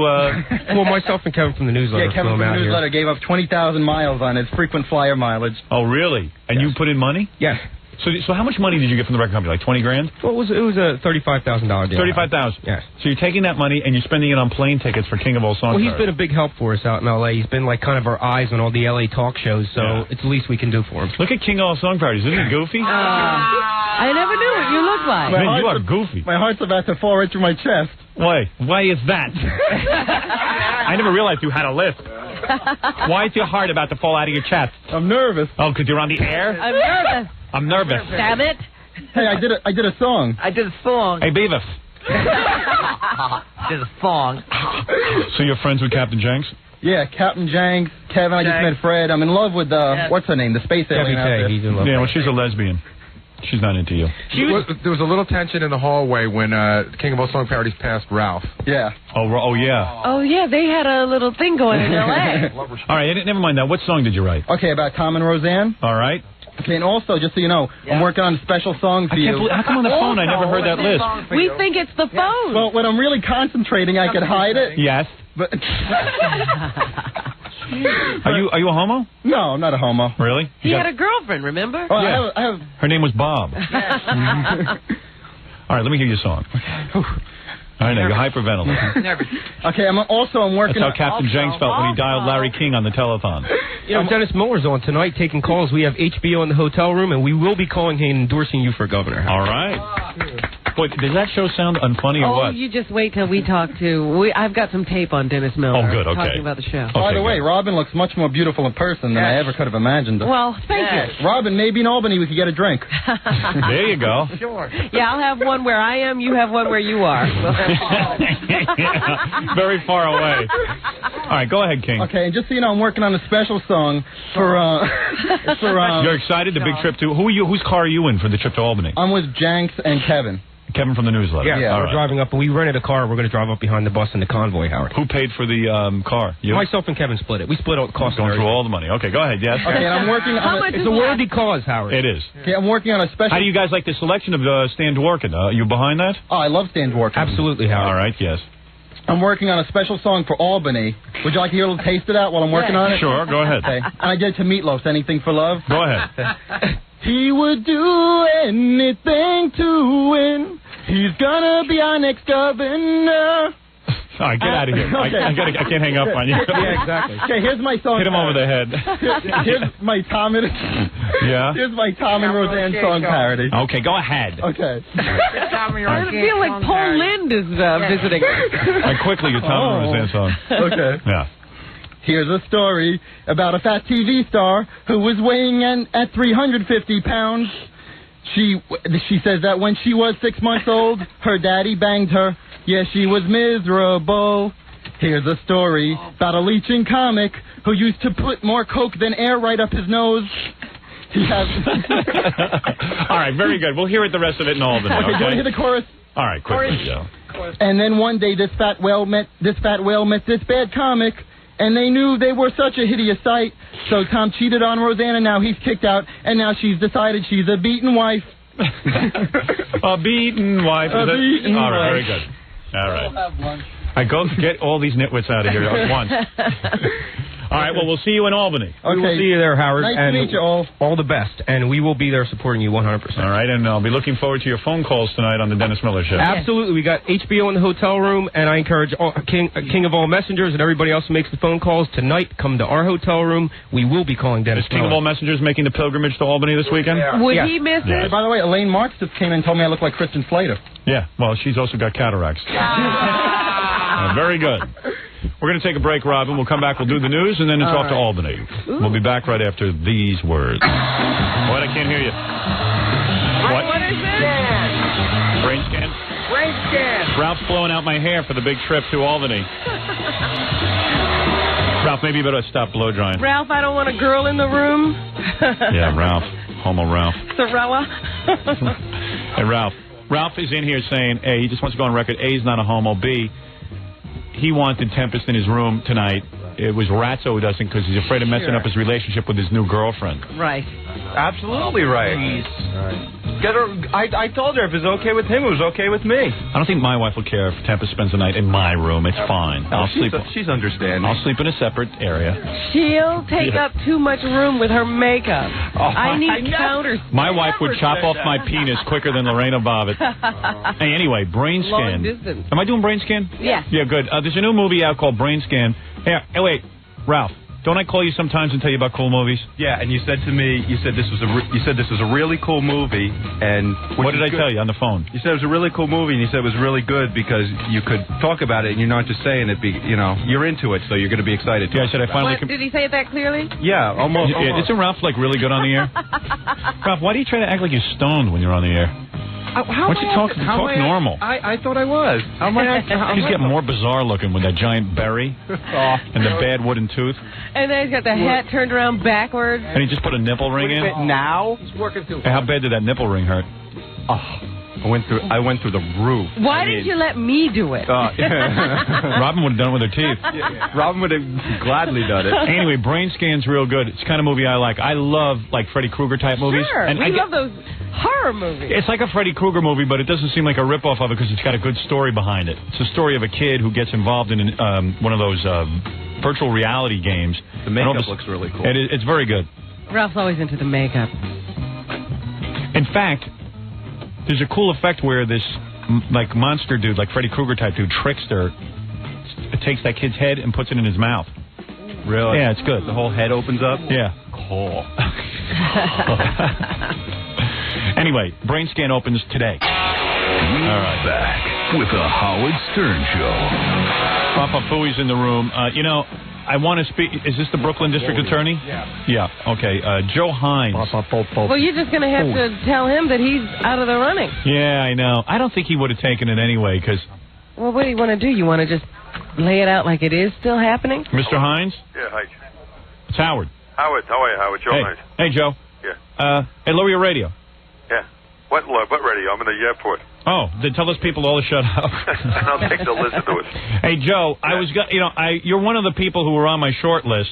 I'll tell you, I was very flattered to it. Then I heard you're a lousy basketball player. Yeah. And the last guy I'd beaten my backyard in Flatbush, he became governor and has never left Albany. Well, you're a good district attorney. He's the Brooklyn district attorney. Guy's got an impeccable record. He's the right age. He's got the whole thing. He was the special prosecutor in the Howard Beach racial killing trial. He's done a lot of things. He's good, but he's also a Democrat. And I know that no Democrat would really run with me because they all have to show their support for Cuomo. Am I correct? No, I was up here to do some advance work for you, Howard, and I heard this morning you're a lousy basketball player. Would you have actually run with me? No. You see, he couldn't have. I'm running for Attorney General, Howard. That's what I mean. So you couldn't have done it. I'm going to be working toward the VAG. I'm going with Stan Dworin. He's agreed to be my running mate. Congratulations. Yeah, he's a good man, isn't he? Yeah. Do you know him? I know of him, yeah. Oh, okay. So, I mean, I just wanted you to know I felt... Have a good race. Yeah, thanks. And I felt very good about you, but I knew you wouldn't do it anyway. You know what I'm saying? I got you. Yeah, so... I'll be watching your career. Okay, pal. And maybe there'll be a special appointment for you in my cabinet. Have a good day, guys. All right, Joe. Bye. That's Joe Hines. Another man I was looking at... well, at least we didn't have to wait to be turned down by him. Exactly.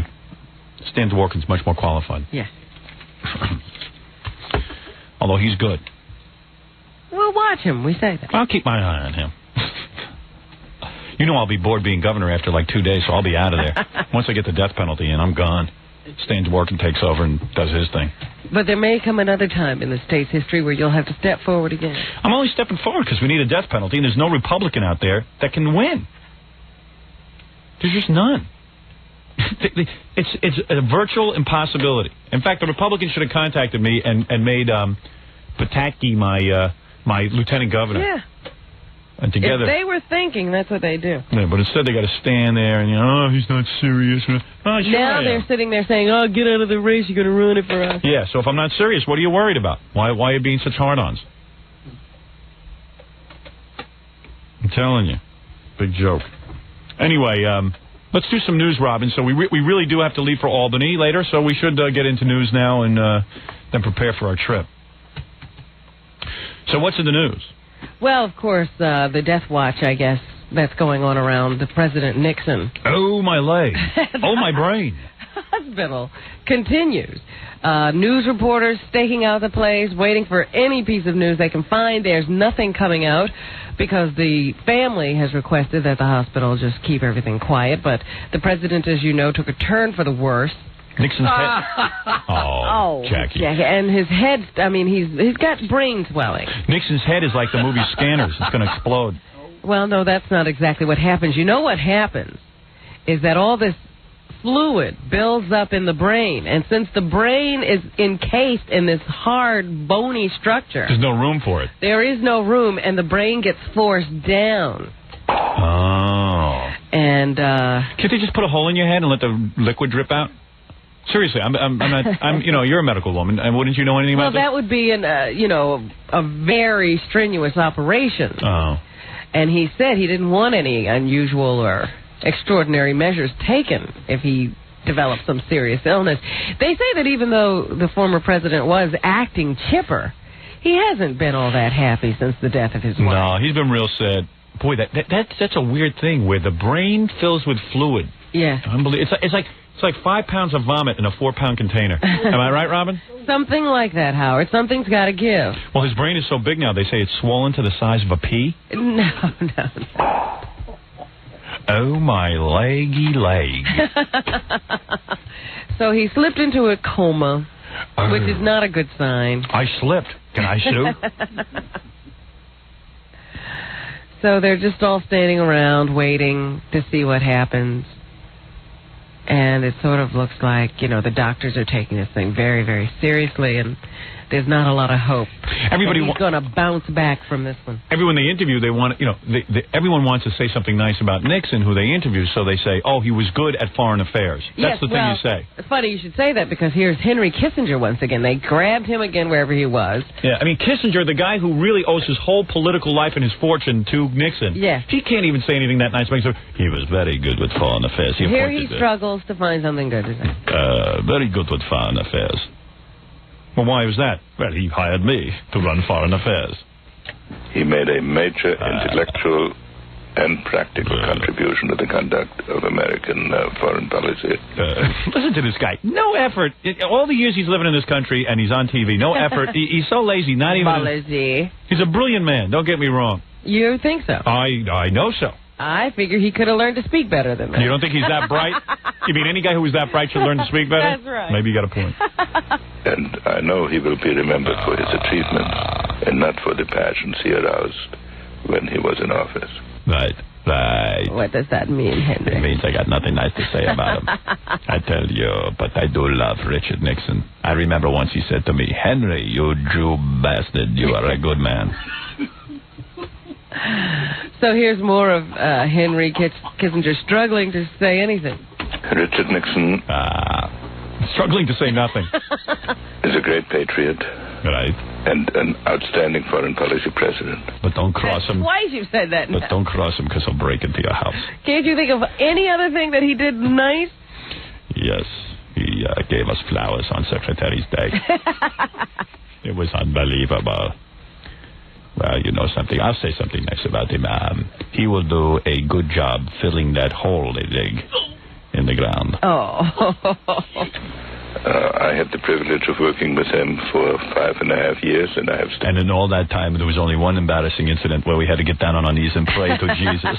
Because he was losing his job. Yeah. Been in close touch with him since.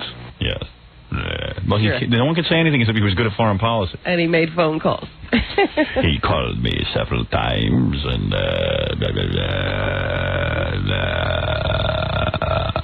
he always sounds like he has to go to the bathroom. Yeah. I'm struggling. Now I can speak. You think that would clear up everything? But he was brilliant in foreign policy, and Nixon, Nixon had his strong points. He just was a little wacky. He had this fear of failure. This guy, exactly, a fear of failure. The guy had, it was obvious he was going to win. It's like if, you got it all sewed up, and then he still had to, send these guys on a mission. Yeah, he was looking for insurance. And you know what? That wasn't even so bad. What was his downfall? He didn't take those stupid friggin' tapes. His ego was so big, he couldn't erase those tapes, because he had to save them for some Nixon museum.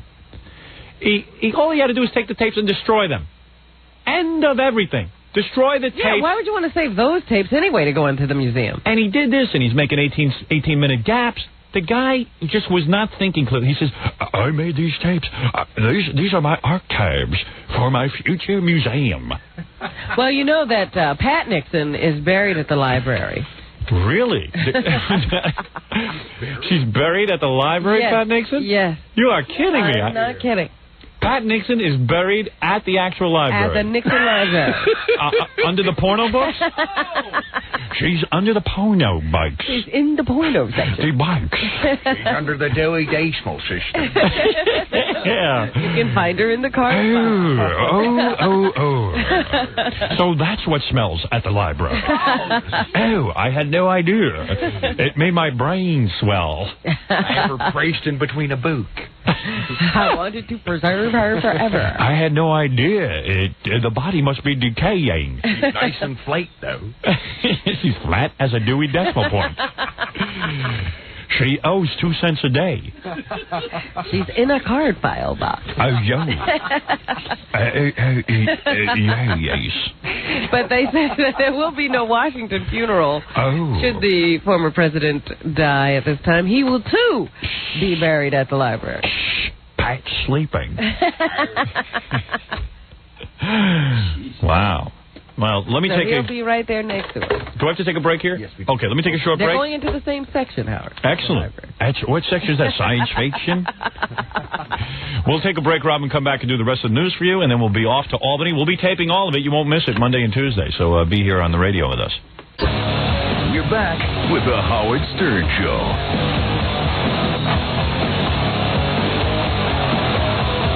Papa Fooey has an update for us, Robin. Yes, what's going on? He was just in the tour bus. I saw our bus. I met our driver. It's an incredibly cool bus. It's got a CD player and a VCR and everything in the back, and it's got 6 sleeping berths.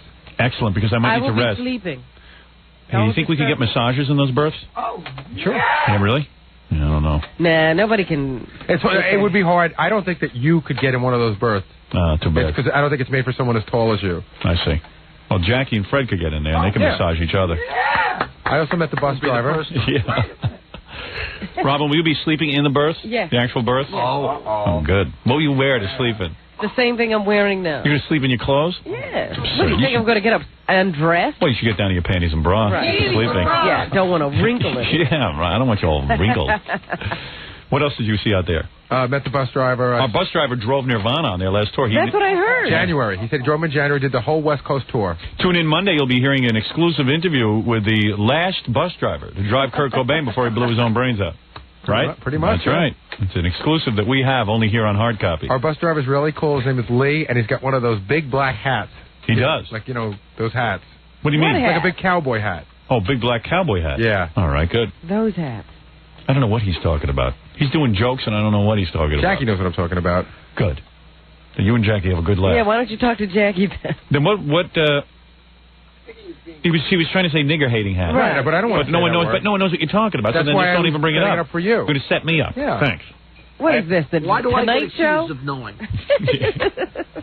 It's the Tonight Show. You know exactly what he's going to say, and then you know how to respond. Cowboys wear nigger-hating hats. That's those big cowboy hats. That's what those are. That says to the world, hey, I hate niggers. I know it. I know that's what it is. And African guys, real radical guys, wear those hats. Flat fezzes. Those flat fezzes hats, and that says, I hate white people. What? White people run for it. White people run for it hat.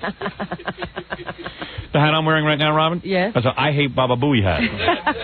Anyway, what else were you telling me you saw? We're also going to stop and see all the people up in Saugerties. We're going to meet the town councilman and the mayor and some other people. They're looking forward to greeting us. Oh, excellent. What time will that be happening? Sometime between 2:30 and 4:30, depending on how long is this trip? It could be very long. If we stop at the strip club, the Burger King, and the rest stop. I got to meet black people at the Burger King, Robin. It's very good for a guy running for governor to meet black people. I need rest. How long is this You trip? just you know what? You'll rest when we get back. Me. Rest. We have a show to do, Miss Quivers. Rest. Me. Stop it. I'm running for governor, and you have to help. You have all tonight to sleep. How dare you? You'll be sleeping tonight, provided Elephant Boy isn't banging on your door. And king of all song parodies. Okay, so the point is that we will be meeting with the mayor, the town councilman. Yes. Of Saugerties. I'll be holding a meeting to learn the problems. Tour? I want to learn the problems of Saugerties, Robin.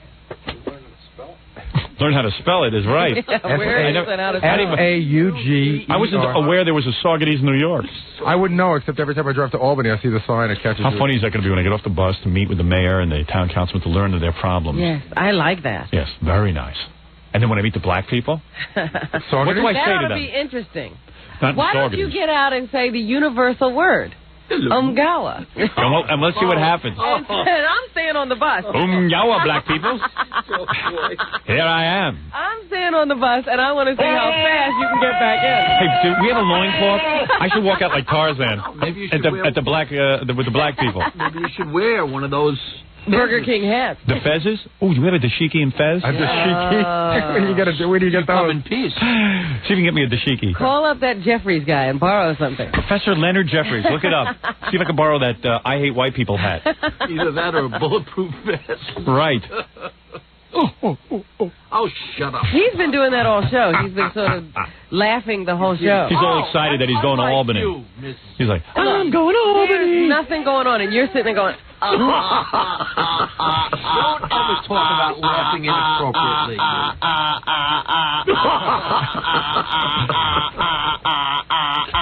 Wig wearing and annoying. All right. That's what he's been doing all show. A long bus ride, maybe. Now, come on, let's unite. At least if I can't unite the party, let's unite the show. I'm going to step out while I'm ahead. All right. So, Robin, what else is in the news? Tom and Roseanne Arnold have decided to get back together. Rosie has announced that she made a bit of a mistake. She succumbed, or whatever the word is. Succumbed? No, it's not. It's succumb. Yeah, but you said you were doing past tense. Succumbed is the past tense of succumb. You said succumbed. No, I said succumbed. No. You said succumbed. No, I didn't. Anyway. So what does Roseanne say? She did something. Yeah. She ate too much is what she did. And then she got gassed and she freaked out. She said she succumbed to rumors and pressures and went a little wacky. Right. When she made all these claims against her husband. She didn't exactly retract all the stories of his violence against her, but she did say that they both had a problem with violence that they were trying to control. Right. So in other words, they fist fight each other. Cool. Sounds like a wonderful marriage and something I'd want to save. Yeah. So she and Tom are going to reconcile. And here we have her spokesperson, what's his name, Kevin Campbell? Boy, how'd you like to be that spokesperson? Trying to figure out what to say. Those two volatile nitwits. Divorce is always a serious matter. Yeah, look at this. Yeah. And this is categorically not a publicity stunt. Right. Because, of course, that was the first assumption of everyone since rating sweeps time is nearing. No, I don't think this was a publicity stunt. I don't either. I think that she is whacked. I think he is whacked. I think that their marriage is doomed. Whenever you see a guy parading around with a young girl on his arm and Roseanne. Well, there were stories on A Current Affair not too long ago that on Easter he wasn't with his wife. He was in New Jersey with this chem girl partying all night. And once Fatso wakes up and figures out that, geez, she's a laughing stock of the universe. Supposedly, this whole thing was brought on by her walking into a room and seeing them in some kind of embrace. Oh, I'm sure. Listen, how long do you think a guy could sit there with that Roseanne and have, now he has all the money. How long do you think he's going to put up with her? I mean, as long as she leaves him alone and lets him have all the sex he wants with whoever he wants, it's a fine marriage because now he has all his money. He has to give up half his money if he divorces Roseanne. That's what I say. He doesn't want to leave any of it. Yeah, he wants all her money. But you must admit you'd rather hump a rhino than Roseanne. A rhino, at least, you can walk away from afterwards. Hey, here's some more comments from Kevin Campbell. He has something else to say on Roseanne's behalf. Please forgive me to everyone I love.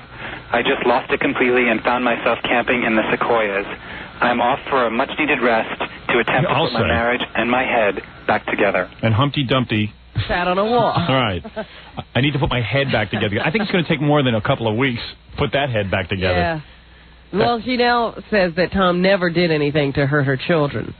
There were allegations of abuse of the children or threats made against the children. So now when she really has to divorce him, she's not going to be able to claim anything because she's going to have no credibility. He's a very smart man. Yep.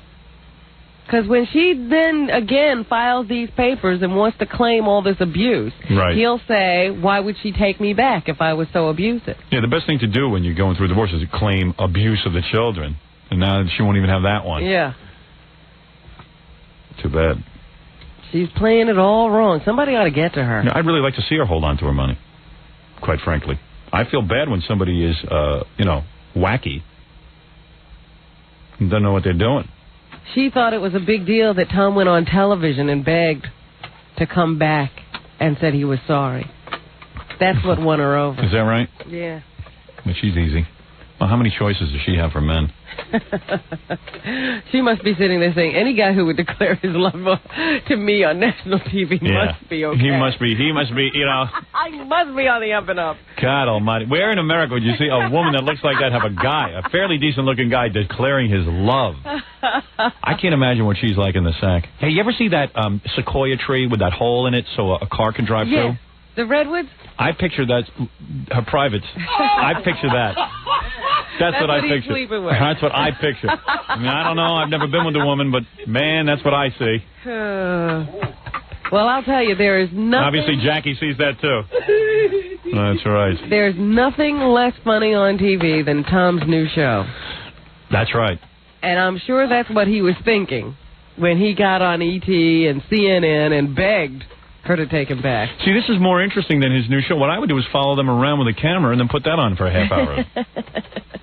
Well, actually, I don't know. Is it the most unfunny thing on television except for Dennis Miller, or... Well, I haven't seen Dennis Miller yet. Oh, I see. So far, he is the most unfunny thing. Because the commercials are portraying him to be a pretty unfunny guy, and he actually is funny. But what happened to Dennis Miller is what everybody is asking. What the hell happened? Whenever you give him his own show, he screws up. He was so great on Saturday Night Live and in those stand-up things he used to do. He's still very brilliant. It's just you give him a show, he panics. Well, now, see, I don't understand exactly what this new show of Dennis Miller's is going to be. Is it debuting tonight? Tonight, I Can believe. we get all these questions answered tonight? David, or Dennis, whatever his name is, Yep.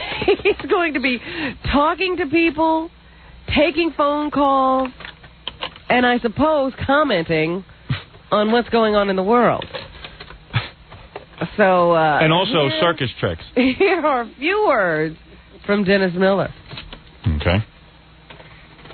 You know what? I think everybody needs an ass kicking in show business. It mellows you out. Yeah, I got my ass kicked. I think you get your wisdom in life from your ass kickings. Oh, God. And, what happened to him? You know, I was proud of that show. It went rather quickly. It was a disappointment. And in some ways, it's freed me from those sort of bonds, worrying what it's like to get canceled. I've been there, you know? It's a great thing to go through. You need that. So he's learned a lot from that. He got his ass kicked, and now people learn from that ass kicking. He's ready to go on. I like how relaxed he is in the interview. You know, people, you know, like, hey, could you project a little? You know, people are interviewing you. Try to make it a little interesting. You know he can do it. When he does his stand-up, he Give comes us to life. some idea we want to tune in. I should be interviewed like that from now on. People interview me. Howard, what do you think of your new show? Well, you know, I think it's a real good show. I'll be talking to people. I'll be answering the phones. I'll be commenting on the news and heart surgery, of course. I enjoy doing that on my show. But, you know, I'm learning from my ass kicking. So what else does Dennis Miller have to say? I'm going to kick your ass. I hope it'll be sort of a liberated information depot. Yeah, that's good. A liberated information depot. Cool. Here, that was the week it was. Oh, that was See, the week. that's on a line. I'm sorry. Sort of a pissier. That was the week that was. Yeah. Sort of sounds like Chevy trying to explain his new show. Yeah, I'm a lot more pissy than David Letterman. I'm less pissy than Leno, but more pissy. That was the week that was. They should call the show That Was the Show That Bombed. Anything else? I'd rather talk more about issues and stuff. Yeah, I also don't want anybody to think I'm going to be Ed Armuro up on the roof with the cigarette while the blitz is happening. It's a comedy show, but I just want to talk more about things of consequence. Yeah, it sounds pretty impressive. Yeah, I want to talk about it. Can't wait to see this. Yeah. If I was him, I'd take a camera, run in my bedroom with that chick he married, Allie. See, that's what made him unfunny, I think. Yeah. When you get a good-looking broad like that, you lose your sense of humor. Me, I see these guys. They go with models and stuff. They don't get it. They're not angry anymore. They're not. They're just too happy to make anybody else laugh. Well, Dennis's explanation of his show actually very, very funny. I'm yucking already. I'd rather talk more about issues and stuff. Yeah, I also don't want anybody to think I'm going to be Ed Armuro up on the Ed Armuro roof with the cigarette while the blitz is happening. Yeah. It's a comedy show, but I just want to talk more about things of consequence. Okay, great. Sounds like nobody knows what they're doing with that show. Yeah. So I think you sit there and take some phone calls. I think they got to see it. I think it's called the Larry King Show. I think. It's going to be just like one of those things. We got to see this before we know what it is. Yeah, I got a feeling like no one on the show really knows what it's going to be. Yeah. And like they're just going to put the cameras on and let him ad-lib. And since it's HBO, who cares? Yeah, because there's no ratings. That's where guys go who have shows that bomb. They go to HBO. There's no ratings anyway. God. My only regret is we're not going to be here Monday, so I can't rip him a new a-hole. I'll do it on Wednesday, because we're going to be doing... He's in for another ass-kicking? He's in for an ass-kicking. I've learned from my new ass-kicking from Howard. Dennis, there's another lesson coming. Yeah, Dennis, prepare thyself. You're going to be as sore as that boy in Korea or Singapore, wherever he is. Dennis, you're going to learn so much from your new ass-kicking. We're going to rip the skin right off your ass. We're going to cane you, dude. But don't worry, you're going to be the better for it. You're going to be so much smarter. You know, when you go through your second ass-kicking and your second cancellation, you learn a lot more. Yeah. You learn to stay off television. Just keep doing stand-up. That's what you learn. He's a real funny guy. It's unfortunate that no one has figured out a way to produce a show with him. Actually, I had a good idea for him for a program. Yeah. But I would never give it to him. just because I'm enjoying this too much. Well, also, he's had this problem with us for a while. Yeah. So why would you help him? Yeah, he has a problem because at the time when he had his talk show and he was blaming Jay Leno for stealing all his guests and ruining him, I brought him on the air and I said, Dennis, I hate to tell you, it's not Jay Leno, it's you. Why are you blaming Jay Leno and everyone else? Arsenio isn't the problem, Jay's the problem. The problem is your show. If I sat and blamed everyone for my show, I'd never have a show. Go out and do a show, and if you can't get one single guest, do something else. What are you blaming Jay Leno? Jay Leno's got his own problems. I blame Jay and Helen Kushnick, and I blame Jay's not playing fair. Yeah, but who plays fair in life, dude? That's called an ass-kicking. Jay Leno, I mean, you should be able to beat Jay Leno. How come Letterman was able to beat Jay Leno? Why is he... He's not saying that it's anybody's fault. Yeah, he doesn't play... Wait, Jay Leno was... What is that? So he got mad at me because I said that. I was supposed to say, oh, it was that Jay Leno. Awful Jay Leno.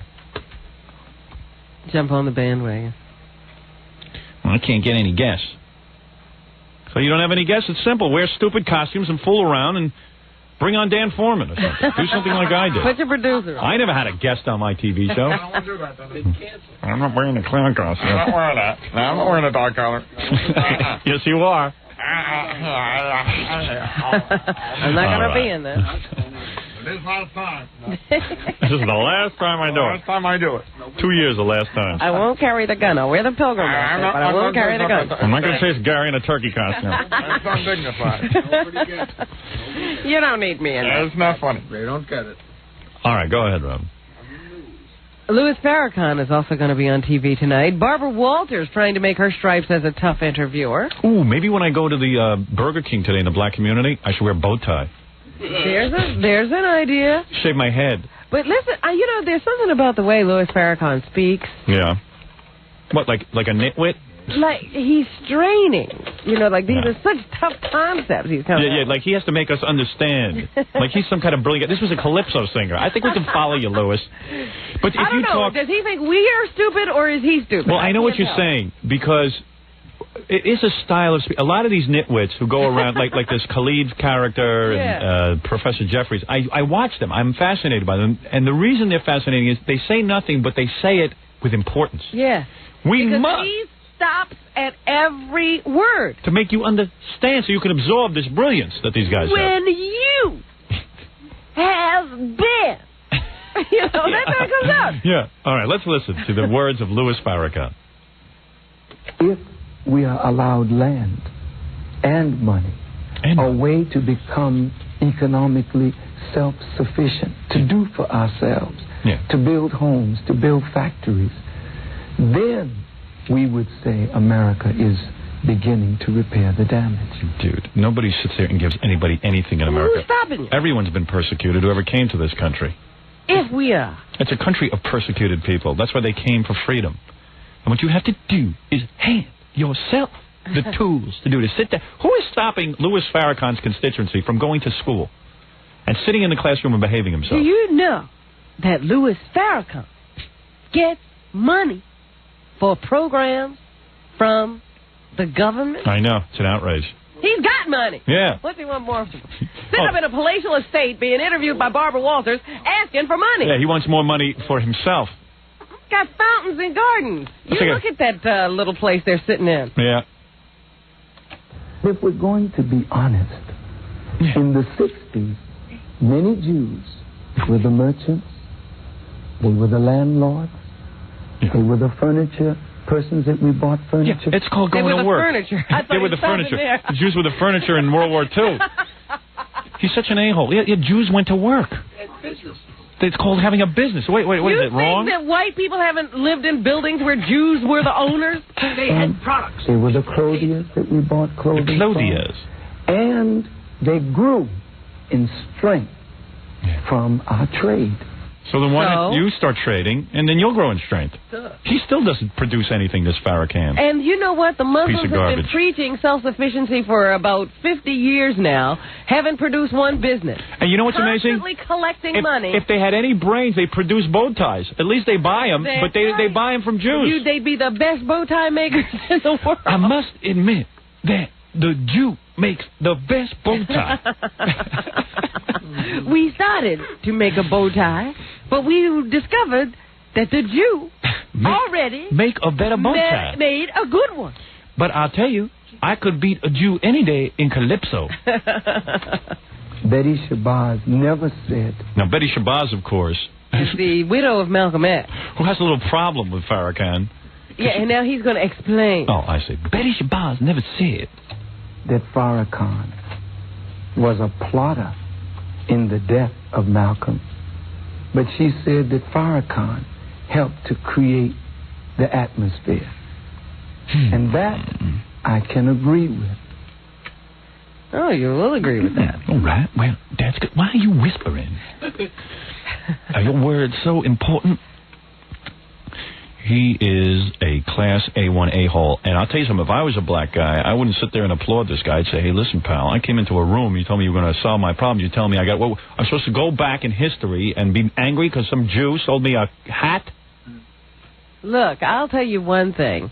Like I said, the black Muslims have been around for quite some time. Louis Farrakhan lives in a lovely home. Right. I haven't seen one business they've opened. Yep. They're supposed to be going on this line of self-sufficiency, start your own businesses, but all they do is increase his house. His house pot of gold. Growing. But that's the Jews. The only business I've seen him in. So let's say the Jews are against you. Who cares? Start your own business. What do you need Jews for? You know, when Jews came to this country, when Irish came to this country, Italians, they listen. But ask yourself. Lots of people. How much money have the Muslims collected when they give these speeches? Yeah. Well, I'll tell you something. They advertise them as free speeches, and then they go through everyone's pockets like a revival meeting. Where does that money go? And then you're embarrassed if you don't give. Where does it go? I'll tell you where it goes. More bow ties. If there's ever World War III, there's going to be a bow tie supply. They will never run out. They will never run. They will be the only ones in possession of bow ties. The bow tie products. Then we will open the bow tie business. We will own the bow tie business as we know it today. We are the bow tie retailer. Right. That's some explanation. I'll tell you what. That's some explanation. To tell you that you're sitting there, the white man is holding you back. Well, so screw the white man. They were the clothiers. It is a business. We are hoping for the apocalypse. We will have a bunker filled with bow ties. We will call them bro ties and sell them to whites and blacks after the Holocaust. The Holy Coaster. All right, I will be curious to watch that, though. Yes, I enjoy watching him. Sparring with Louis Farrakhan. If you were a tweed minister, Farrakhan, what kind of tweed would you be? I will be a dog cheek. To remind me that the Jew is a dog. Interesting. What else is in the news? Oh, let me see. They had the first day of the trial of Joel Rifkin, the man who is accused of killing 17 women, mostly prostitutes. He is supposedly the serial killer in New York with the highest total of deaths to his name. And he was so bored at his own trial yesterday, Howard, that he fell asleep. You know what? I saw that picture. Reminded me of Fafa Fui when I talked to him. Well, this will be Fafa Fui on the bus today. You know, whenever Fafa Fui's on a bus... Yeah, he's got that mouth open. Asleep. You have to see that. We have to get pictures of that. When he sleeps on the bus, I want to strangle myself. He's like a baby. You know how you put a baby in a car and it falls asleep? Fafa Fui sleeps with motion. With his mouth open. And one time I tried to put shaving cream in his mouth and he woke up. Remember, we were playing basketball. With his mouth. The most fun is when we're on the bus, and you know how you always doze off? Right, well... Yeah. All right, you're like a baby. You feel car motion. I have narcolepsy. So your head always rolls back. It's like Joel Rifkin. You're just carrying on. I know exactly which time... Your mouth opened up. You and I flew back from Los Angeles. So that wasn't the time. And I fell asleep, and then I woke up in the middle of the plane ride, and I went... No, that wasn't... that's one time. But the other time was when we were driving somewhere. We were going to Philly. We were going to Philly. You fell asleep on the bus. Your mouth was open. We tried to shoot little basketballs into your mouth, like the little paper wads. Right. And then we tried to put the shaving cream in your mouth, and you woke up. Mm-hmm. So I'm saying it's always weird when you fall asleep because it's disturbing. It's happened more than once. Luckily, these little berths you can like... You have a sleeping berth. You can clip them closed. Oh, good. All right. Is that right? You have little curtains? As long as I don't have to see your mouth open. Because I'm going to have Scott flick his ashes into your mouth if you don't cover up. He better not smoke on the bus. Yeah, there'll be no smoking on unless you fall asleep.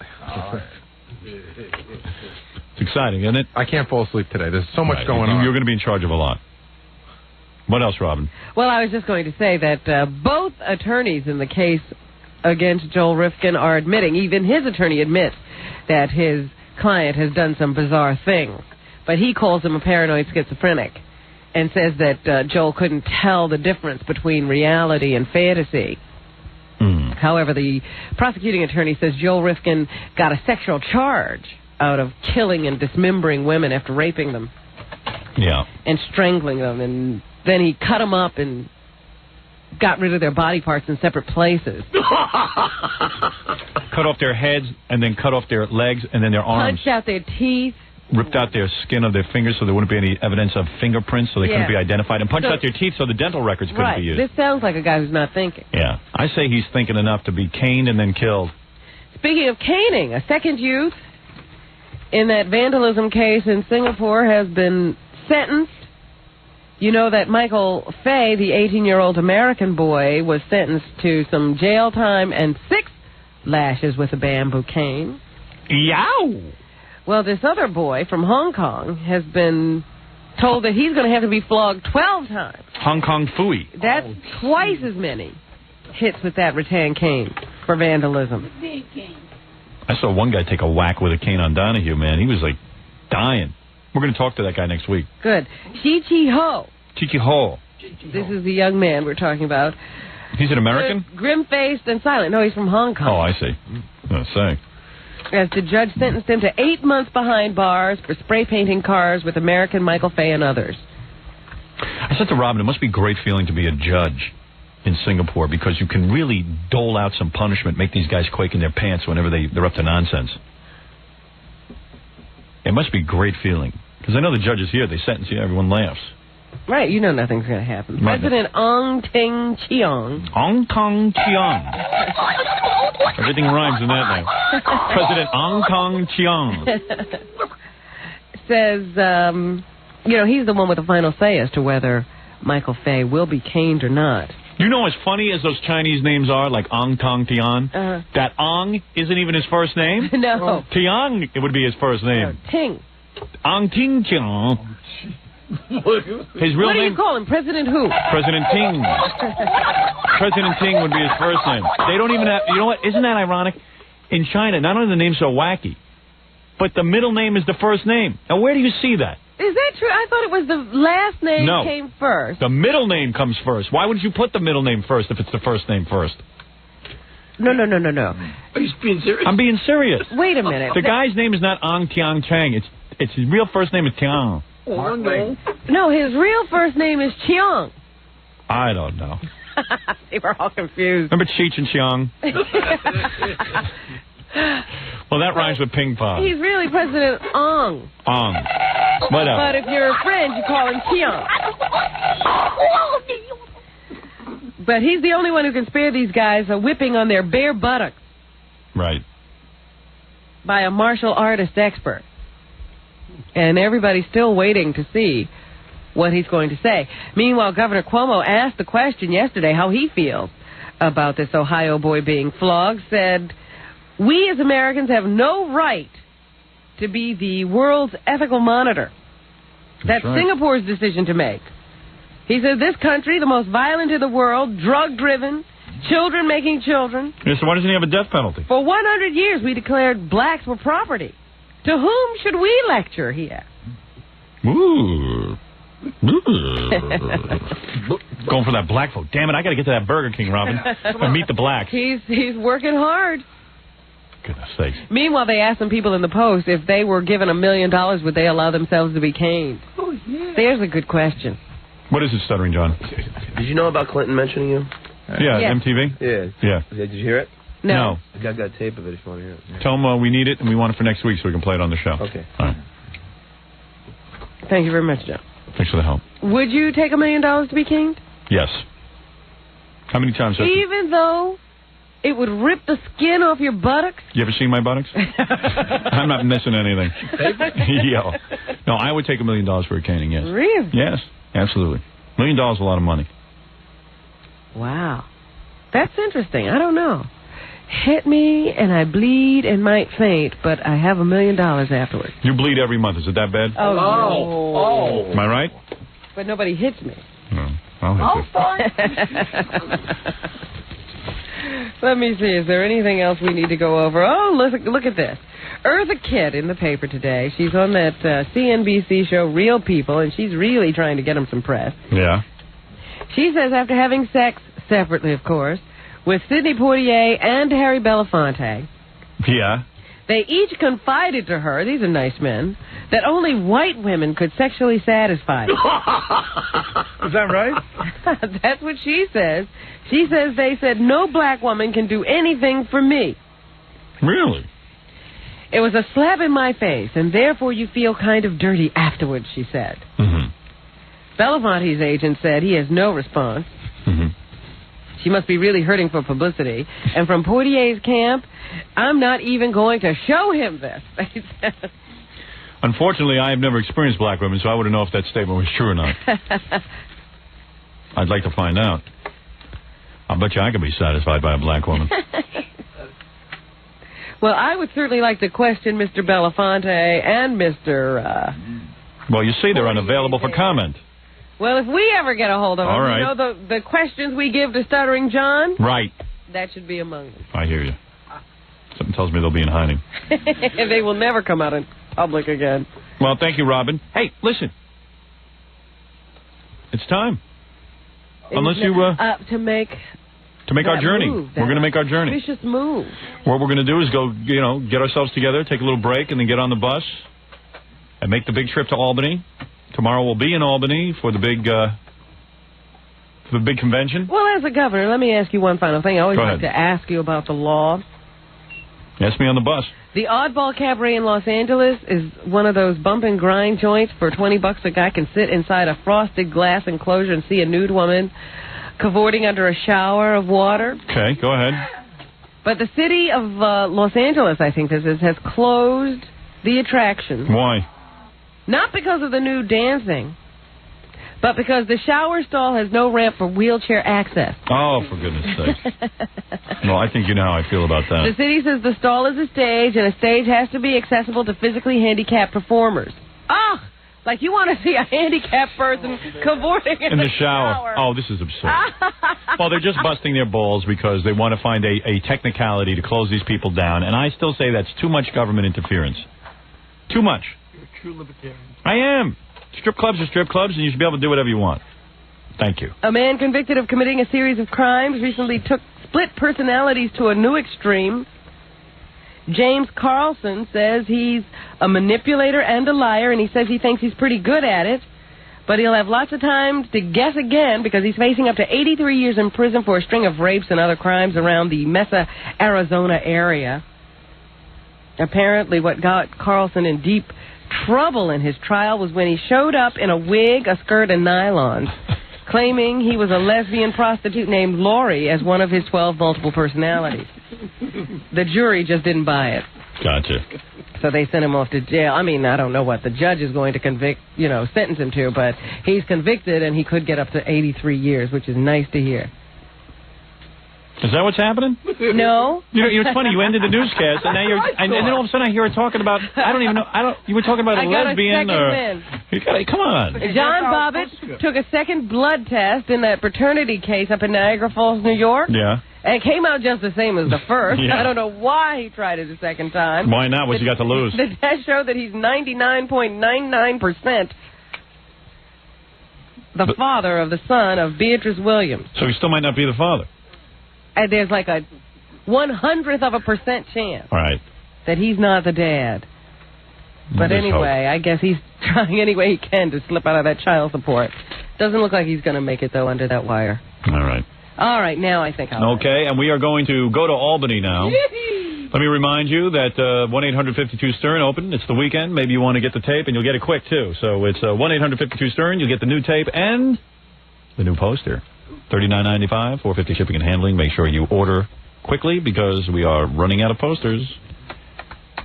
You must be 18 or older to order. Keep getting lots of faxes about how great the tape is. Yeah, I should read some of those on the air. In fact, I just got another one. It says, you did a nice job on the New Year's Rotten Eve video. Man, I must admit it's strange to hear you say the F word instead of using the letter F like you do on the radio. We have a whole scene where we sit around and just curse. It's a lot of new material, and it's a lot of fun. He says, boy, Baba Booey really looked stupid backstage during that whole taboo incident. He loved that. Guy really loved that whole thing. Yeah, Baba Booey really showing his true colors. Yeah. Although this guy says he would like to see Gary kick Taboo's ass. Not because he's gay, but because he's annoying. P.S. he says, my girlfriend is hot for the space alien. Lots of good space alien footage backstage. And a lot of women being turned on to lesbianism, I think. Well, in the new tape, you'll see backstage where there's a bathing suit try-on demonstration that the space alien is in, and she really does have quite a body. I think that's a good advertisement for guys who've been trying to get their wives to go for that twosome thing. Yes. Yeah, you definitely want this tape. It's an instructional video for your girlfriend or wife, if you want to get her in the sack with another woman. So it's 1-800-52-STERN, brought to you by Infinity Ventures and me. You must be 18 or older. Jackie Platinum, Joe Page Martling to order Jackie's new comedy CD, 78 Wild Minutes, also on cassette. Only $10 plus free shipping and handling. Call 1-800-323-5464 Saturday night, April 30th. In the Starlight Room is Jackie at the top of the Riviera Hotel on the Strip in Las Vegas. And if you'd like some more information, call 516-922-WINE. Also, Stuttering John will be promoting his self-titled debut album with a gig at Jugs and Mugs in Berlin, New Jersey tonight. Stuttering John will also be at Blind Melons in Buffalo, New York this Saturday night. And to be on Stuttering John's mailing list, call 609-546-STUPID. And don't miss Steve Gorilla at New York's Paradise Club on 50 West 33rd Street in Manhattan on Tuesday, April 26th from 9 to 11 with dancer model Ashley Lauren. And Larry Ratzo-Sloman will be playing in a benefit charity ice hockey game this Sunday, the 24th. That's right, at 6 p.m. at the Bayonne High School rink in Bayonne, New Jersey. And if you're planning a wedding or party and you need a great DJ, call Scott the Engineer's Rocket Entertainment, toll free from any city, 1-800-PARTY-MC. And if you'd like to hire Scott in the New York area, call 718-BAG-5040. I am a fan of Stuttering John's new record called Stuttering John. I'd like to play a song from it, but John, I might not even have time. Fred? Really? I ended that newscast early for John. Keep dreaming. You ended about 5 stories ago. You would end it on time. Hey, Fred, is there time here? It's up to you. Well, I mean, I don't know. You're the man on the microphone talking and hearing Tom yelling into the headphones. Play it. Play it? Let's do something for John. I'm going to be on Inside Edition today and tomorrow. Is that right? Speaking of one of the, on hard copy, where did they get that tape of you talking about the election, Howard? What tape? I don't even know what you're talking about. You were walking along with Allison. Well, maybe that was at the Rainforest. What is it, Tom? I'd be happy for you to play Stuttering John. Oh, you will? Okay. Thank you, Tom. Maybe that was at the Rainforest concert. I don't know. I couldn't recognize the outfit. I was trying to figure out, and Allison had her hair up. I thought it was at the Trump wedding. Did they question you about that then? Who knows? They take whatever tape they can get and keep replaying it. Tons of press downstairs already. Really? Hard copy. Our Daily News guy is here. There's all sorts of press down there. All right. And a lot of people hanging around. Well, then we must prepare, Robin. Let's go. I'll leave you with Stuttering John. And this is his new record. I'll talk my way out of it. In stores now. Good song. 97.1 The Eagle, the pure rock station.